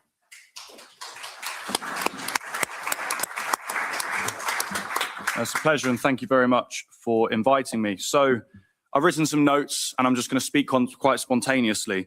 So the last time I was here, actually, digital ID had recently been announced in, Great Britain, and I briefly touched on it and explained how, we're going to be fighting it and we won't be going along with it. Now, Keir Starmer, our, great Prime Minister, went forward with, I think at the time it was his 13th U-turn, and said they're no longer going to bring it in. But I can tell you there's absolute nonsense. And it's interesting because listening to other speakers here talking about all the things that I was talking about when I was last here about, mission creep and social credit systems.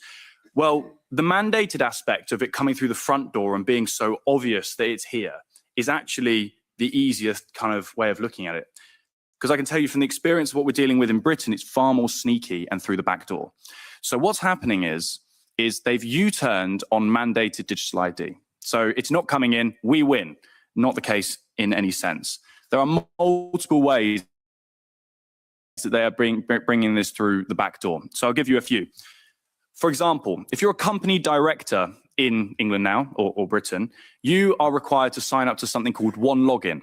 Now, that all sounds nice on the face of it, but quite simply, that is a centralized login portal for you to be able to run a limited company. You won't be able to be self-employed unless you sign up to One Login.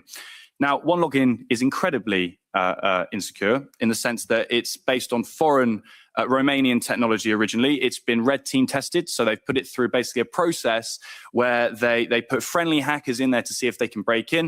Lo and behold, guess what? They broke in without even being noticed. So that's what our data is being held on. But it goes even more sinister than that. Digital veteran cards, digital driving licenses, all things that at the moment are optional. But like we saw during the lockdowns, like we saw during COVID times, we didn't technically have vaccine passports mandated in every single location in England or Scotland, Wales, etc. But some venues chose to have vaccine passports in the same sense that venues may turn around and say, okay, well, you've got to use only card here and you can't use cash. Now, technically, they've not implemented that by law, but naturally speaking, people are going to be forced and gradually kind of edged in the direction of just going, well, it's more convenient, as we've seen touched on down this panel about how it's more convenient. And that is, convenience is the word they always try to use. They use it during lockdown. Another more concerning one. The Children Wellbeings and Schools Bill is another thing that they're pushing through. This is essentially where they say that if you want to homeschool your children, they will have to have a digital ID. And what they're doing is they're automatically transferring NHS numbers into lifelong IDs for children. Get them young, right? And then that way they grow into it. And what is homeschooling? Oh, well, it's you escaping from state indoctrination, if you ask me, and having the autonomy and freedom to bring up your children the way you see fit. Of course, cracks down on freedom. Reason I'm mentioning these very specific examples is we've seen a so-called U-turn. Okay, so we've been through the process already of them implementing it or trying to, saying it's going to be mandated for your right to work. But they U-turned on it, and I can tell you it's still very much here. So it's the responsibility of lots of people that are obviously that don't live in Britain to really do some thorough research as to what their government is pushing through the back door, and it's far more sinister and far more sneaky. And obviously there is a bigger picture. In London, we've got, specifically London, it's being rolled up and down Britain. We've got facial recognition rolled out up and down the city. If you've committed an offence and they're looking for you, they will scan thousands upon thousands upon thousands of face to pick up a few wanted people. Now, it's all about the motivation. For example, at some point, I'm sure I'm going to be wanted, right? Recently, I'm under investigation for being offensive, in a public space. I could walk into London. They want me for committing what they would claim to be a hate crime. They use facial recognition. They scan me. They connect it to my digital ID. It links into that same idea of mission creep, social credit system. London is likened to China in the level of surveillance that we have. We're more surveilled in London than any other city in Europe. We are really... England leads on many things, right? But we're leading on this one, I think. And that's not exactly a very good thing, right? We've got intelligence services, things that we don't know what's going on behind closed doors. 77th Brigade is another example, literally an investigation unit that used to track our tweets, our posts during the lockdown days. If they had a digital ID, if they had access to every inch of information in our life, God knows what kind of power that's going to deliver to the state. They've got files on us, databases. And as I reiterate, lessons from COVID, vaccine passports, we've seen it already. That's what I mentioned last time I was here. It was the blueprint for exactly what we're seeing now. Now, I'm not sure. Is this my timer? I'm just checking. Yes. All right. So I'm all doing okay for time. So the next thing is, what can we do about it? I suppose that's the question that gets thrown at me a lot is, what's the actual solution here? Because all the things that I've laid out, they all sound really scary. And quite honestly, it's a question that I find really difficult to answer. There are clever ways to get around One Login. For example, you can rely on your accountant to sign up on your behalf, but it doesn't really solve the problem, does it? The honest truth is we're in a situation in England where people don't realize that it's a digital ID. People don't realize what the actual motivations behind One Login, and people are just falling into this trap. They're being forced to do it. Imagine you build up a company of 30 years. Oh, well, just sign up to One Login. People are just naturally going along with it. It comes down to mass non-compliance. I always make the point, there's not enough rooms in the prison. If they were to bring it in, if everyone was to not apply, then they would have to lock us all up. And I can tell you, you're not going to be wanting to do that. So the solution is raising awareness on the ground, talking to as many people as possible. I do my absolute best to network with young people. I debate young people on digital ID and censorship and free speech and all the other issues which we could delve into, which I'm sure you're all very familiar with. And I do my best to wake people up to essentially be vigilant and to catch it before it comes in. But there's no easy answer to how you escape digital ID. When it comes down to it, we can talk about it's coming. Well, in England, it has come, and we're seeing it be implemented, as I say, through the back door. And it's our responsibility, as has been referenced here many times, to repost, to just do everything you can, outreach, talk to people, social media. I mean, I use it, but ultimately, I think one of the best strategies is grassroots work, going to the people, going to your local communities, talking to your neighbor, handing out leaflets. It's your responsibility. It's everyone's responsibility, but it's not to rely on any form of a political party or in its entirety. However, that does bring me on to an interesting next point. We've got absolute turmoil in the political world in England. I'm sure many people in this room have heard of, Nigel Farage and the Reform Party. Now, some people may agree with me or disagree with me on that, but it's in recent sort of months that I have completely lost all faith in the Reform Party and Nigel Farage. I don't think that they have what it takes to actually put an end to this kind of madness. For example, many people in this room, of course, will be familiar with the vaccine passports and the vaccine mandates. Well, it would be interesting, if you guys didn't know this, that Reform welcomed with open arms Nadim Zahawi, the man who brought in vaccine passports, vaccine mandates. That man was welcomed with open arms into what is supposed to be the future government of Great Britain. Well, I don't think they are going to be the future government. And I think that if we have enough strength in people and we have enough time, then the new proposed political party might be the method of breaking open that kind of brutal two-party system. That party is Restore Britain. Of course, I'm going to be biased. I recently got involved with Restore Britain. I can tell you that the policy from Restore Britain is quite transparent. It would be to scrap the mandated aspect of one login enforcement, and most importantly, protect choice and protect your right to live offline. Obviously, that goes into cash, that goes into rejecting, CBDCs, that goes into rejecting a social credit system in its entirety. Guarantee access to services without digital verification, provide clear physical documentation alternatives, stop the expansion of digital wallets. That's another one. As I said, mentioned digital veteran cards, digital driving licenses, repeal the children's digital ID through the NHS being automatically transferred, as I mentioned earlier, ban facial recognition in public spaces, roll back on mass surveillance, and ultimately just restore freedom, which seems sort of like a distant idea, but that is what I believe is our best opportunity if you're looking for in a direction to vote, if you're going to be living in England. Reform Party, I don't think they have what it takes. But ultimately, as I mentioned, that, I made that point from saying don't rely on just a political force and a political party. And I think that's absolutely fundamental. We do see this temptation to offload responsibility, even amongst those that champion freedom the most. And I say to every single one of you in here and anyone that's watching this video, take responsibility for yourself, your local communities, and as I said, do everything you possibly can to outreach and tell people what is happening. And even if that means feeling lost or isolated or lonely or cut out, because I can think everybody here has probably had lost somebody close to them through their political beliefs. I wouldn't even call them political. I would just call them principled reality checks, right?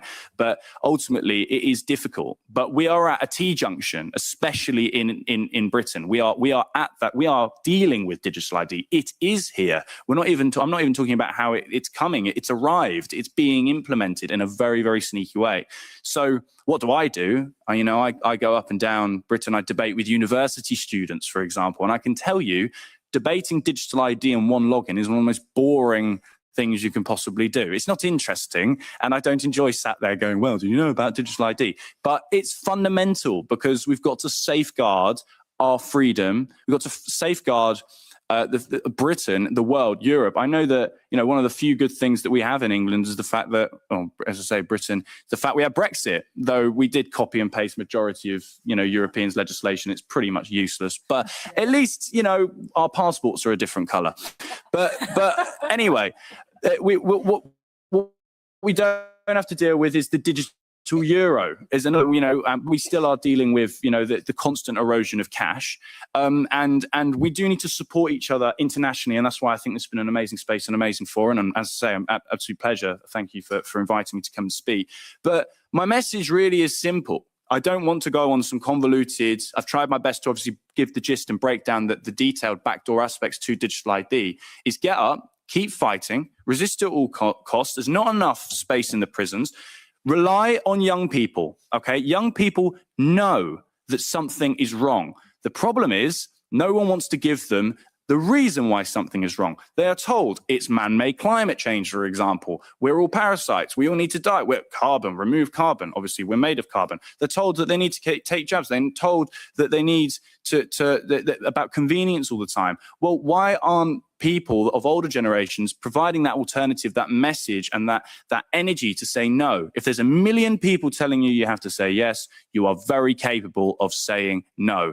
It's about offering a space, a lifeline, and a unified voice where young people don't feel threatened and terrified to speak up. Because I can tell you, and I'll finish up on this, that in my experience, I was very young when the lockdowns hit, and I refused to wear a mask. I refused to take a test. I refused to take the so-called vaccines.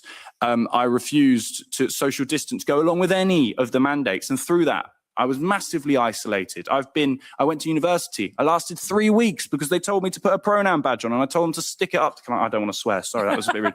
But I told them to stick it where the sun don't shine right. I didn't subscribe to anything that they've put forward, which I know is fundamentally Orwellian and wrong, because ultimately 2 + 2 = 4, not 5. And we need to drive that message and let young people know that they are capable. They do know something's wrong. Let's provide them the answer as to what that problem actually is, rather than what the education system is proposing. And maybe, just maybe, you can rely on young people to drive the foundation of the Western world to be something that's free, prosperous, and away from this Orwellian enslavement. So thank you very much, and it's a pleasure. Thank you for having me here. Thank you. I appreciate that. 12 minutes. Boom. Thank you very much, Montgomery Toms, also known as Monty. So what I want to state for Make Europe Healthy again, the beautiful thing about our organization is that we are not linked to one political party. We are non-political. We are working with politicians from various political parties. And the great thing is that we can show the citizens and the voters for them that those amazing politicians are willing to come together when it comes to the common denominators, health and peace. And this is beautiful. And so there are good things about other parties in the UK. There are very good things about uprising new parties, or also, as Monty mentioned, grassroots movements. I'm a big supporter of grassroots movement, and I organized very big rallies back in Austria during COVID times. So please, grassroots movement people around the world, keep doing what you're doing. Take a stance, even if you're the first one, and then you become a bigger group and inform the people around you. Thank you again for your amazing statement. I saw one video of Montgomery Toms on Instagram back in the days, reached out to my friend then Estienne Gregory, who is also a steering committee member of MEHA, and I said, I need to get in contact with this young gentleman. Very, very well spoken. Thank you so much for that. And now we come to our next speaker. Last but definitely not least, my dear friend, also MEHA steering committee member, a lawyer from the Netherlands, Maaike Terhorst. She's an attorney at law in Alkmaar, the Netherlands. Maaike started working in 1993 as a commercial lawyer for Clifford Change in Amsterdam and London, and continued after 2000 in the non-commercial field, working for psychiatrist patients, which is very important, children, very important, women, and Earth and the NGO Earth Netherlands. Thank you so much for being here. Thank you for your support. Looking forward to your speech, Maaike. Thank you.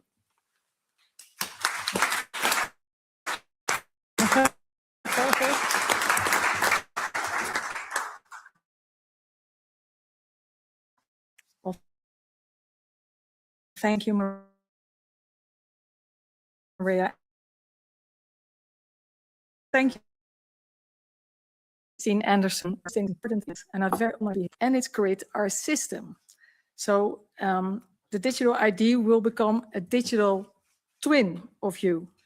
The European Union does not have the legal power to impose this ID system because the EU is not a state or a country. The EU can't sit on the chair of the member states. Therefore, member states can refuse to implement the digital ID. And I hope really that this happens. And for EU citizens, my advice is to not keep a digital ID if you have one, just dump it. The second point, the digital ID is not issued by the EU or your governments, but by a cartel of banks and big tech companies. This means that when you download your digital ID, you do this at your own risk. The digital ID goes above the legal system and the political system. Each MEP and judge is also subject to the ID. So, Maike, do you have the clicker for your presentation? Wonderful. Yeah. And the third one is the digital ID is implemented using censorship and propaganda, using the corporate media. We should never accept the censorship and also not the one-sided propaganda. If we can stop the censorship and propaganda machine, it will be very hard for the cartel to implement the digital ID. Okay. Is this? Yeah, okay. And Maike, if you could come a little, I'm probably too close, sorry, but if you could come a little closer and I a little further away, then it's perfect. Thank you. Hear yes. Me? Yeah. Maybe it's like this. Yeah. Okay. There are 3 regulations implementing the ID, the wallet, and the regulation for uploading your medical records. Here you can see how the digital medical data work. Your data can be accessed by your physician and also by Big Pharma and your government. When you upload your medical data, you will probably be unable to claim doctor-patient confidentiality. And when the government can access your medical data, this can be used against you. Tip number 1, let us realize that the EU is not a country or a state and does not have the legal right to issue an ID. Member states can refuse to implement the digital ID, and their cooperation is necessary because the member states need to hand over the personal numbers of each of their citizens to the cartel so all systems can be connected. So it's not even legal to do this. It's like as a person, you should give consent to transfer your records, and this is not done. Who built the digital ID in the system? This was done by a group called ID 2020. Who are involved with ID 2020? This is the Rockefeller Foundation, Microsoft, Accenture, and so on. The EU played a crucial role for the implementation of the digital ID, and you can see this is a project called Roadmap to the implementation of the digital vaccination card, which was launched in 2018, so right before the pandemic. You might ask why the EU played such a crucial role. Well, this was because the EU has been taken over by a group of banks and investors based on the Canada-Europe Trade Agreement, CETA, in 2016. It is revealing how the politicians smile, knowing that even more money will flow to the cartel and into their own pockets. What do we know about the cartel? The ID 2020 has been chipping babies in Bangladesh and also in Kenya with a proof of vaccination chip. I consider this an absolute crime against humanity. Chipping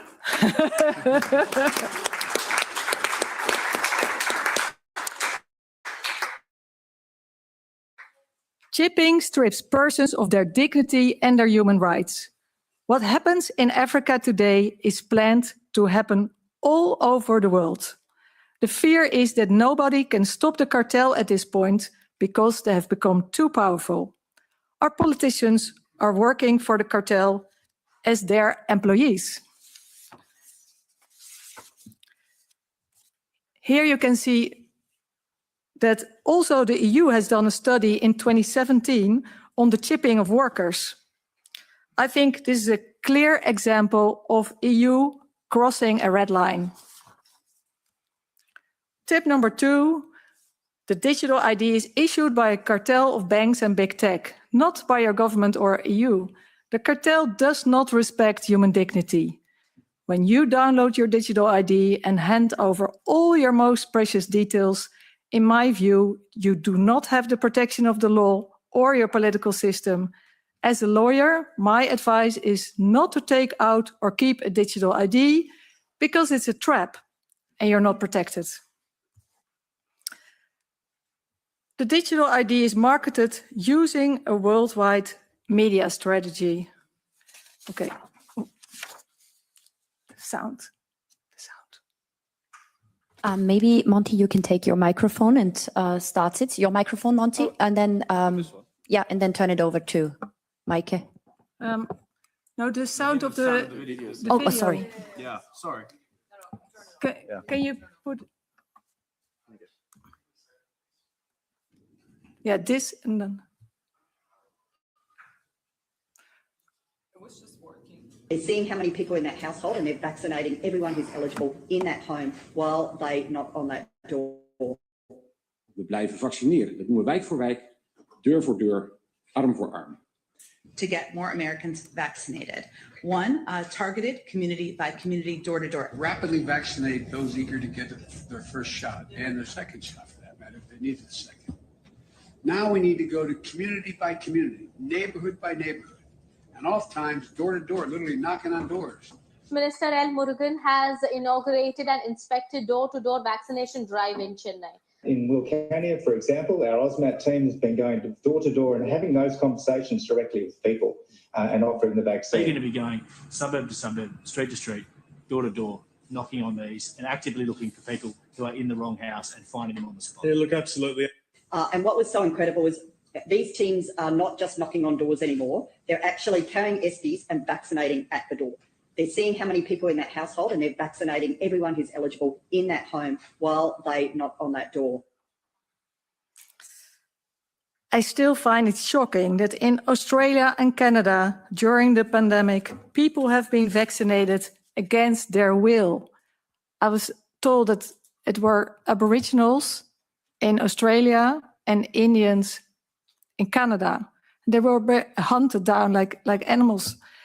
And this shows what the cartel is capable of doing. The cartel and the EU censor us working together. During the pandemic, we had the Trusted News Initiative working with the European Broadcasting Union. We had the roadmap to the digital vaccination card that we just discussed. And in the Netherlands, we had the think tank Disinformation. The think tank, we learned about it afterwards. In the Netherlands, representatives of all government bodies work together secretly with Google and Facebook to censor any information opposing the narrative. So this means like we were not told that COVID-19 could be treated with medicine like ivermectin and hydroxychloroquine. And we're also not told that there were many side effects to the vaccine and even deaths. Also, and this was through a client of mine, in the Netherlands, we found out that parts of the government, the corporate media, and even the Dutch courts were part of a censorship network working behind the Twitter handle @thematicEU. And this is an EU program. Very shocking that the courts are part of it. And this, maybe there's no surprise because most court cases were lost during COVID-19. Tomorrow, we'll have a court case in the Netherlands in The Hague against the Dutch court because independent journalists are no longer allowed to film court cases unless they have a press card with income and job requirements. This press card requirement supports corporate journalism and stops the work of new independent media journalists. If this case is not successful, we have lost a right to independent court reporting.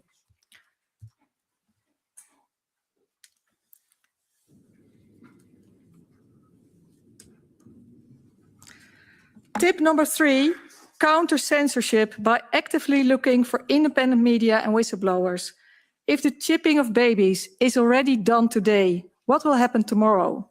It is not hard to imagine a world where humanity is stripped of all human rights and we will live under a system of total control. In my view, we can stop this if and only if we can work together. We need to support our brave friends who spoke out before and paid a very high price for this. My dear German colleague, Dr. Rainer Füllmich, is already more than 2.5 years in prison. My Dutch dear colleague Arno van Kessel is out of prison, awaiting his trial with an electronic anklet. In my opinion, both Rainer and Arno are punished for searching for the truth. A truth that is very inconvenient. It touches me deeply that honest and brave people can end up in jail for speaking the truth. Together, we can face this truth. Together, we can work towards a positive outcome because love is the most powerful force in the universe. Do something. Start small. This is a picture of a court case that we started against the Minister of Health with 10 teenagers and children. We were standing there in the rain, and it was a very dreadful moment. It's very easy and appealing to remain a spectator. We need to act because our most precious values are on the line. Please make your voice be heard so we can become a large group of well-informed people that can protect together our rights and freedoms. Thank you, Christine. Thank you all for listening.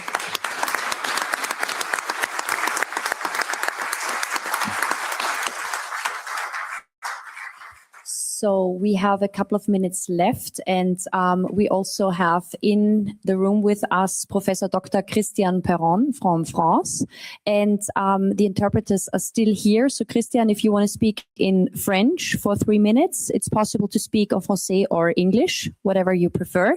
Thank you so much. OK. Merci beaucoup, Maria. Merci à tous. Thank you very much, Maria. Thank you all. I know the interpreters will have to leave soon, and then if necessary, I will continue in English. So just a couple of minutes to summarize what's happening in France. Now, internet censoring is something which is a recurring problem. Certain alternative media have been prohibited in France regarding the war in Ukraine, but other issues, there are threats against Twitter, formerly X, formerly Twitter. So there have been threats against Elon Musk. So the government is working on setting up identity controls for connecting to social media. It's become recent. It's taken place recently, but now it's becoming compulsory. The pretext was children logging onto pornographic sites, and they thought that there should be parental control or that kids cannot access such sites. But now even an adult is going to have to put in their identity. And we're really trending towards a system where the entire population is being monitored, even on sites that are not pornographic in nature. And I mean, I agree with pornography and children that that's not right, but all of this monitoring is strange. And there are a lot of repeated data leaks in France. There are IT pirates that have got the bank account information, tax information, personal information on public-private sites from millions of French people, sensitive medical data as well. according to official figures, 11 to 15 million French citizens have had their medical secrecy violated. And according to official data from the National Convention on IT and Freedom, France is one of the hardest hit countries in the European Union with respect to this problem. 6,999 violations of IT data have taken place. So the government is requiring more and more personal data, but at the same time, it does not ensure the security of that data. For example, I experienced this at the hospital because now every patient's data is digitalized. And there was a sad event where a well-known professor of medicine in a large university hospital in France, he was hospitalized for a serious illness. And when he was recovering in his hospital room, he was able to go online and see who accessed his medical file. Well, it was the former dean of the Faculty of Medicine. And half of the students, the medical students, had actually gone on and consulted his medical file. So there really was no security, even with respect to insurance companies. In France, violation of medical secrecy has become universal. Our government has provided the medical data of the French citizens to Microsoft Azure in the United States. And France is actually paying Microsoft to manage the data. I thought that Microsoft was buying the data of French people, but it's the other way around. We're actually doing the paying. So this data was transferred without consents. Medical secrecy was violated. This is a problem with respect to insurance companies. So it is a violation of medical secrecy. And the government is trying to make progress towards having a centralized single IT identifier. And that is manna for IT pirates because it's even easier for them to obtain our data. Officially, this personal data is all very well. It simplifies administrative procedures, but in future, we're going to end up like China with social control, where you have where you grade citizens, good citizens, bad citizens, limit their access to bank accounts and restricting access to services.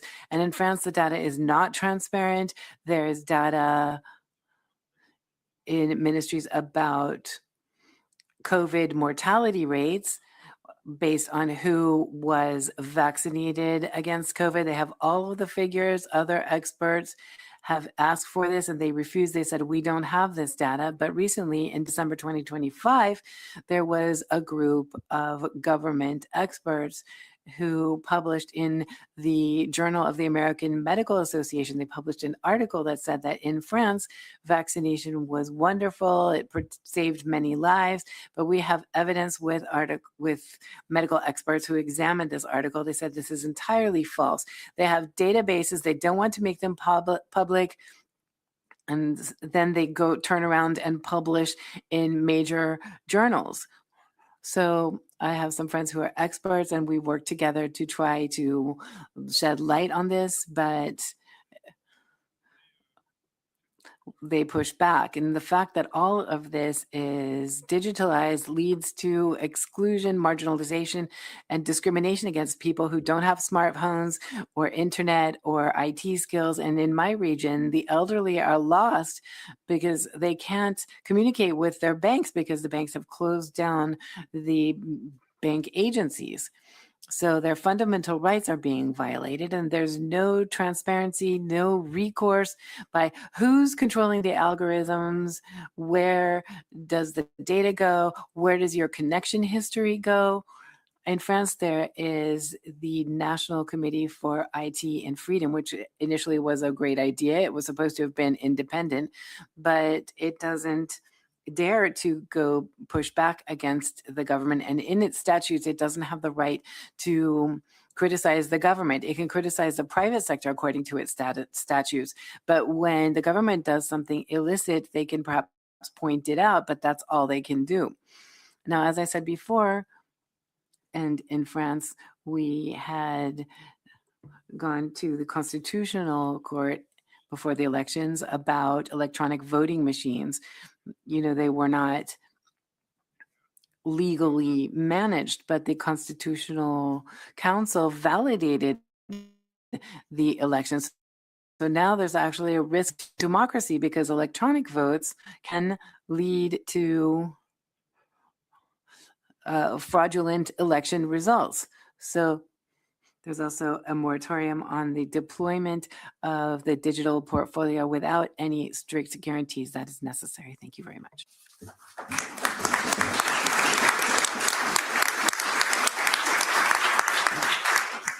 Merci beaucoup, Professor Dr. Christian Perron. Thank you very much. To speak. I just heard from the head of the interpreters that they are still here with us in the room till 7:30. So I missed out on the chance to introduce you, Professor Dr. Perron. He's a retired professor of infectious diseases from the University of Versailles, Paris-Saclay. He had high responsibilities within head of medical department in the University Hospital, Institut Pasteur Paris, College of the French Professors of Infectious and Tropical Diseases, National Immunization Technical Advisory Group, French Drug Agency, Superior Council for Public Hygiene in France, High Council for Public Health, INSERM, French National Institute for Health and Medical Research, National Council of Universities, and the European Technical Advisory Group of Experts on Immunization and the WHO. Again, merci beaucoup. And I also am happy to be able to announce that Professor Perron is supporting the MIHA Executive Board as Chief Medical and Scientific Director. And I also want to take the opportunity to welcome my Executive Board members, Elaine Mullally from Ireland, as well as Paola Pansera from Italy, and Vice President of Make Europe Healthy again from Iceland, Arna Porjonsen. Thank you for being here, and thank you to everybody who came from various parts of Europe to be here with us today. Thank you, Christine, first and foremost.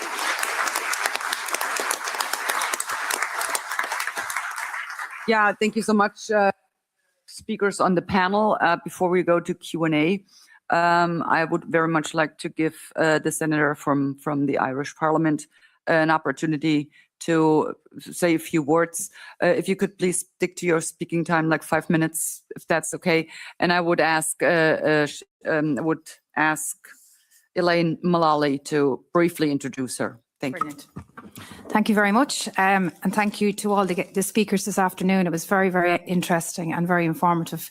So just before I introduce Senator Sharon Keoghan, I just want to make one point, and that is, I know every country thinks that they're the outlier in relation to what's coming down the line. But in Ireland, we take the presidency of the European Council, the Council of the European Union, in July of this year. And already we have our Taoiseach Simon Harris, who has said that Ireland is preparing to champion... Could you slow down a little bit? Oh, okay. Ireland is preparing to champion identity rules and strong protections against online abuse and disinformation. So we're already getting ready to stop free speech, to stop any dissent, to block anybody that wants to challenge the government in particular. And like most other countries, our media is bought by the government. So the only opportunity that we have at the moment of getting free speech out is through social media, and they're obviously going to try and target that. So I'm not taking up any more time.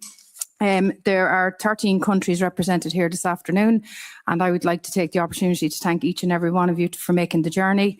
There's 15 from Ireland, and Senator Sharon Keoghan, who's sitting to my right here, is one of the very few politicians in Ireland who stands up and speaks out for the people of Ireland. So I want to welcome you personally, Sharon, and thank you very much. Thank you. Thank you, Elaine, and thank you, Christine, for the invitation this afternoon. So in recent weeks, many people will have heard about the very large leak of government-held personal information in Mexico. It affected millions of people. 150 gigabytes of data was stolen. This included documents relating to 195 million taxpayer records, voter records, and the government employee credentials. Now, Mexico may be far away from us, but there is no far away in the digital world. So the lessons this offers us is very close to home. As more countries move towards digital ID systems and centralized digital records, the stakes around information security grow. And in an era shaped by AI, where digital systems are probed, copied, and tested constantly, it is becoming harder, not easier, to guarantee that any system is completely safe. What's even more interesting in that in the Mexico case, the hackers didn't breach the government databases themselves. They got a publicly available AI model to do it. And the way they did this was simply by asking the AI over and over again until it accepted and proceeded to hack the Mexican government over the course of a month. So I want to speak about digital ID in a way that simply looks at the practical realities. Digital ID at its core is a centralized holding place for personal information. So when something goes wrong, as we saw in Mexico, the consequences fall not onto governments or agencies, but onto ordinary people who find their private information unexpectedly exposed. My concern is not necessarily with digital tools themselves, but with this growing assumption held by bureaucrats and politicians that every aspect of our personal identity should be stored in a single online system, accessible across platforms and agencies. Digital systems can certainly be helpful, but they ultimately concentrate risk. Because while a big part of the digitalization push certainly seems to be driven by people interested in controlling others, I think what's more worrying is how it's driven by the sheer naivety of so many leaders who just seem to think digital equals modern and good. Because in the AI era, where large data sets can be copied, analysed and breached more quickly and creatively than before, this naivety makes us sitting ducks. That said, it is also important to acknowledge that some forms of digital verification are not only useful, but necessary. At our borders, for example, storing biometric data such as fingerprints can play an important role in managing attempted illegal entries. This kind of information, kept for a specific purpose and under strict safeguards, allows the state to identify individuals who are repeatedly attempting to evade immigration controls. In those cases, digital tools gives us accuracy, clarity, and a way to protect the integrity of our borders. So the question is not whether digital systems are good or bad. The real question is how we use them and where we draw sensible boundaries. A universal digital ID, one system holding most of a person's important information, brings serious risks. This is especially the case when breaches can now happen at a scale that was difficult to imagine even a decade ago. A more balanced approach is to use digital verification where it provides clear benefits while avoiding unnecessary centralization of sensitive information. What happened in Mexico is a reminder that really nothing is safe when it is online. Even well-resourced governments can't secure their large data sets. It is a reminder to proceed carefully, to ensure that the systems we build protect people rather than expose them. But I think it's also a reminder to recognise that we already have a physical ID system that works and has worked for many years now. So sometimes the safest option is the simplest one.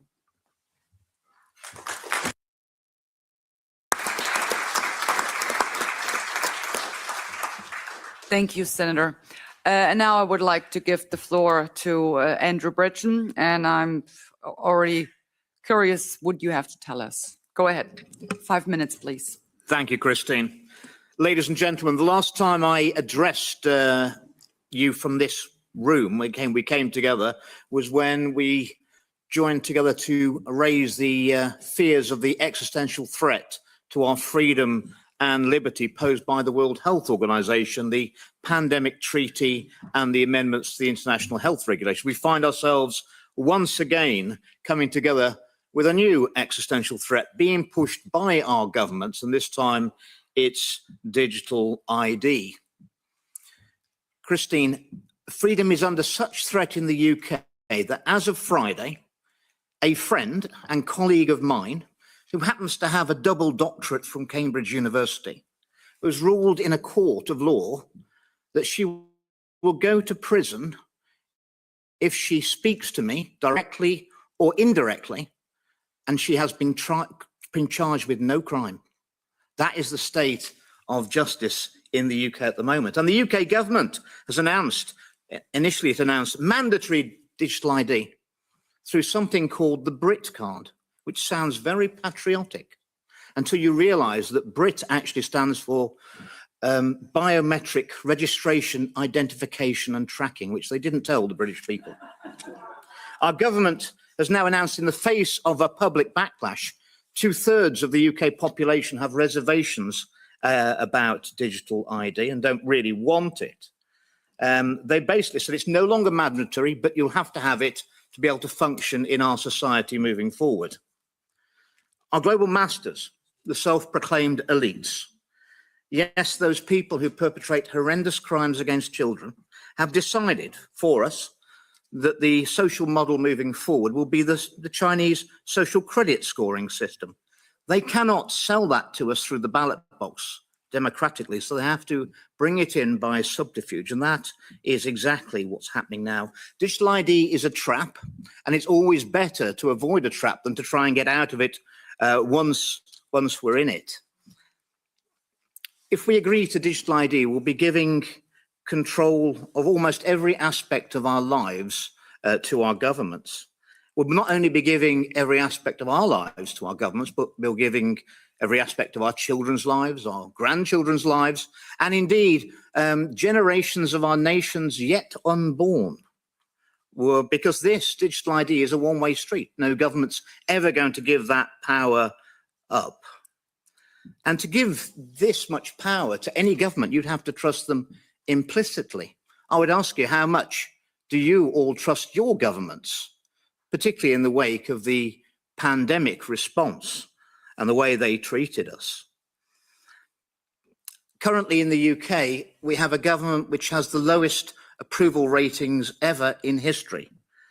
Apparently, it's down to 11% of the population trusts the government currently, and quite honestly, given their actions, I'm surprised it's that high. We are always told that the digital ID will make us more secure, safer, and it'll be convenient. History shows us repeatedly that those who are willing to give up freedom for security end up with neither freedom nor security, and the only convenience will be in our government's ability to control every aspect of our lives. When I was in the UK Parliament, I initially suggested, when they talked about digital ID, that we should have a pilot scheme, and it should involve the elected members and the members of the House of Lords, maybe for a couple of years, and we should give the public full access to everything we say, everywhere we go, everything we do, everything we spend our money on.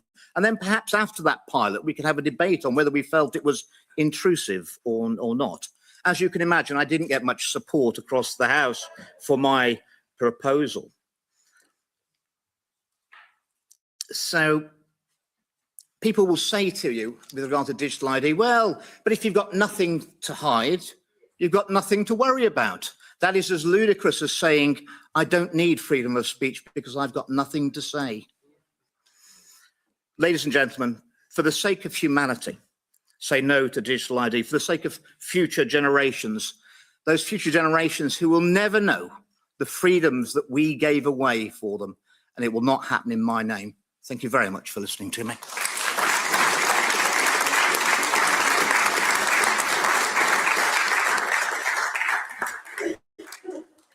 Thank you, Andrew. That was very interesting to have the politicians just be monitored around the clock.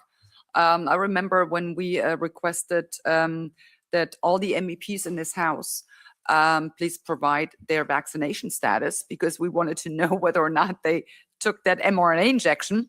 Then all of a sudden it was a matter of privacy, and they would not disclose it. So it was struck down. Interesting, right? So I would now like to open the floor for questions. Yes, we have a question up here. Please go ahead. Well, just a quick comment. Christine, ladies and gentlemen, I would just like to add that sitting here as a guest from Iceland, it is a bit overwhelming, of course, to hear what you say. But I will say that I want to say that the the devil is in the detail here as elsewhere. And we are in I will say, not only a power struggle, this is a spiritual struggle that we're in. And the enemy, define it as you will, with this global, huge conglomerate power of politics and finances, they use our lowest denominator. They use the lowest denominators of fear and greed to get through our defenses. So what I would just shortly like to say is that we should be good enough to fight this from a whole different perspective and find our highest ideals to confront the evil that is being pressed upon us. So I will say from my perspective, Iceland was basically eaten up, is being eaten up by the EU under the guise of this would bring us financial security, etc. And now this is costing us our democracy, our laws, our sovereignty, our independence. That's what's happening. And this is all done under the guise of international legal order, which now today is shown to be a farce because the EU is doing whatever now the big boys tell them to do. So there is no international big legal order to play along with. And we just have to remember that we have seen in our lifetimes how, for example, agriculture was changed from being a humane field of work into being an industry where the animals were treated all of a sudden like just numbers. And this is what can happen in our lifetime to us as humans, that we will be treated like cattle. So we have a huge task before us. And this is just my reminder. We have also the option of confronting this from the highest ideals. Thank you very much. Thank you. Well, and if I may add, there is a huge spiritual awakening going on in the world, and we are going to win this. Yes. You know, I have to admit, if I was Iceland and I was looking at the prospect of being swallowed up by EU, I would seriously consider giving Donald Trump a call and asking him if we would not make it the 51st state or whatever. Seriously, just a thought. So, yeah, any more questions? Go ahead. Don't be shy. Please go ahead. Please use the mic. Yes, the button in the center. Yeah. Do you hear me? Yeah. Is there not a little bit light at the end of the tunnel if you look at Nigeria, where they tried it as well, but it failed completely? Or do you see that failing is actually an instruction to make it better? Just for clarification, what did they try there? The CBDC. Digital ID? Yeah. There is light at the end of the tunnel. And we're already seeing that because people are waking up. They're becoming actually alert. And that's the beauty of the whole pandemic they unleashed on us. They completely overplayed their hand. And so many people woke up to what is actually going on. And that was their biggest mistake they made, actually. And I mean, the people took to the streets and protested, and they never, ever counted on anything like that. They were totally dumbfounded when that happened. And of course, they're trying to learn from it now. But yeah, the more vocal we are, and conferences like this, and there were some suggestions and tips. Speak to your neighbors. Want to be a little more subtle. When you're shopping at the supermarket, you stand in line to pay or whatever.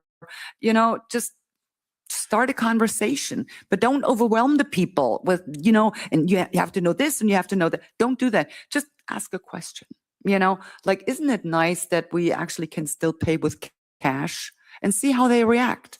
And it will start, conversation. So you haven't given away what your stance is, and you will see what they come back with. But yeah, there is absolutely light at the end of the tunnel, and people are waking up, and that's the good news. Yeah. So other questions? Yes, please, go ahead. My question is to Dr. Hübner-Mogg, and I would like to know what actions MIHA is taking for the digital ID to counter the agenda. Thank you. Thank you. We have a lot of plans already made. We do have our groups meeting in the next week on Tuesday to then refine actions that the countries who want to do what we suggest, and we heard some of our team members speaking here today, that they implement that in form of grassroots movement activities, etc. And there will definitely be also, especially with the MIHA Next Generation Youth Committee that we have with Montgomery Toms leading it, we will have bi-weekly calls that will be live streamed also on X for especially young people, but everybody of course can join in, and we will bring ideas how people can act and not only react for themselves and for their nations. So if I can also ask you, sorry, Mr. Sanderson, I only the can same take one question. more question. Okay. So I would like to give someone else the chance. There you go. Why are so few of our elected representatives concerned about this? Are they ignorant or are they corrupt? That's a good question. What the hell am I going to answer now? It's a combination of a lot of things. For the most part, they're just downright stupid, idiots. And you find that especially like on the left side and, you know, going into the green area, a lot of stupidity there. Lots of stupidity. Oh, yeah. So then you have others, and there I would say like Renew, like the so-called liberals, or like the Christian Democrats or EPP. They actually know. They have this, you know, feeling in their tummy. They know exactly they're not doing the right thing. They know exactly they're selling their own people down the river. But you know what? They just love going to these dinner parties and being invited to golf courses and, you know, going here and there and being someone. That's what they actually love, even more than their own country and their own people. And these people, I mean, stupidity is one thing, right? But actually deliberately doing it, knowing what you're doing, knowing it's the wrong thing to do, and you do it anyway, that is downright evil. And so that's my answer. That was actually a good, the perfect final question. But I would like to, a few minutes just to wrap a few things up. I mean, what we've heard, that was quite, dystopian. And Reggie actually talked about the dystopian hell. And yeah, they are erecting it right now as we speak. They are doing it. And the problem is, once they have transformed our societies into this dystopian hellhole, in this horrific totalitarian regime, and given the technological means, we've also heard about the means they have, given the technological means they have at their disposal nowadays, we are going to be in this fix for, I mean, we're not talking 40 years of GDR, Eastern Germany. We will not be, or we're not talking about 70 years of Soviet communism. If that happens, if we wake up in a fully blown totalitarian regime, it will be a very, very long time. If, and that's a big if we will ever be able to get out of that again. So that's actually what we're talking about. And the people need to understand what is actually at stake here. Because once it's done, it is done. So that's why we really have to fight this tooth and nail. And I would love to quote a very good friend of mine, Vera Sharaf. She is actually a Holocaust survivor. And she said, future totalitarian regimes, they no longer need concentration camps and barbed wired camps or armed police keeping you in check. They don't need that anymore. All they need is digital ID to control you. And with the 50-minute ghettos, don't call them 50-minute cities, please. They won't be cities. They will be ghettos. That's what is coming. And they will control you. They will make sure you stay in your sector. And you have to buy your way out if you want to get out. Like with some carbon dioxide certificates, whatever the heck they dream up and whatever the heck they ask that you can leave that sector. Another important thing I wanted to touch on, Andrew, you mentioned, the notion if you have nothing to hide, so what are you afraid of? It is totally ridiculous because the point is this, whether or not you have something to hide, it's not up to you. It's not up to you. I mean, what people think about is, well, I don't plan on robbing a bank and, I don't plan on killing. So, yeah, they think, well, I have nothing to hide since I don't plan on robbing a bank or, breaking any law. But the point is, they changed the freaking laws. They changed the rules on you.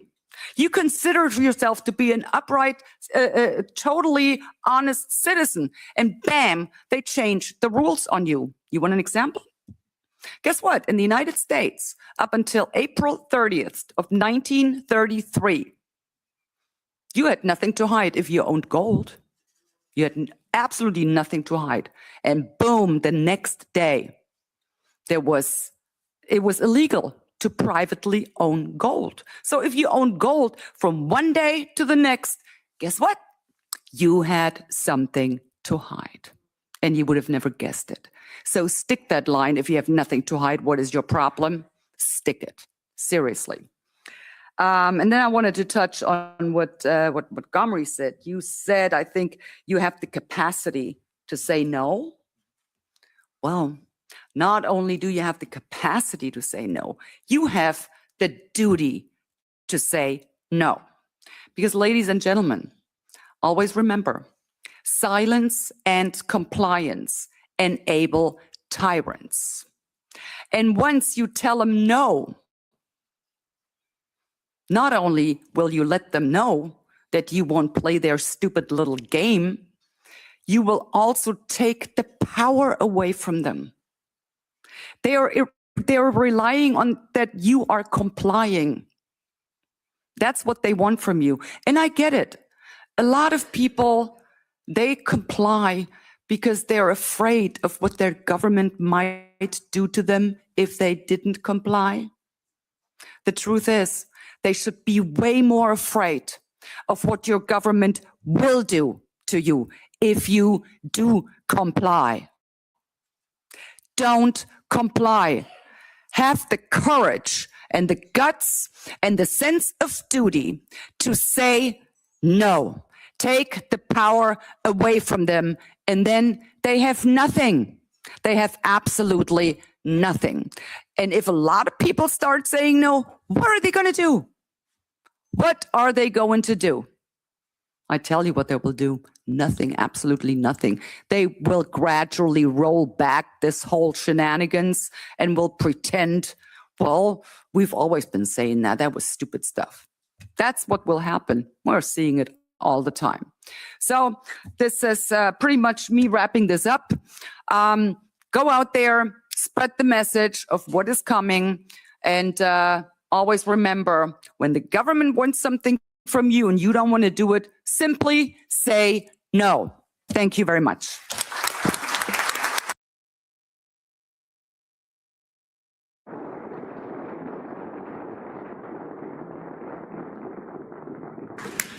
So this conference is now coming to an end. I thank you very much for having been here.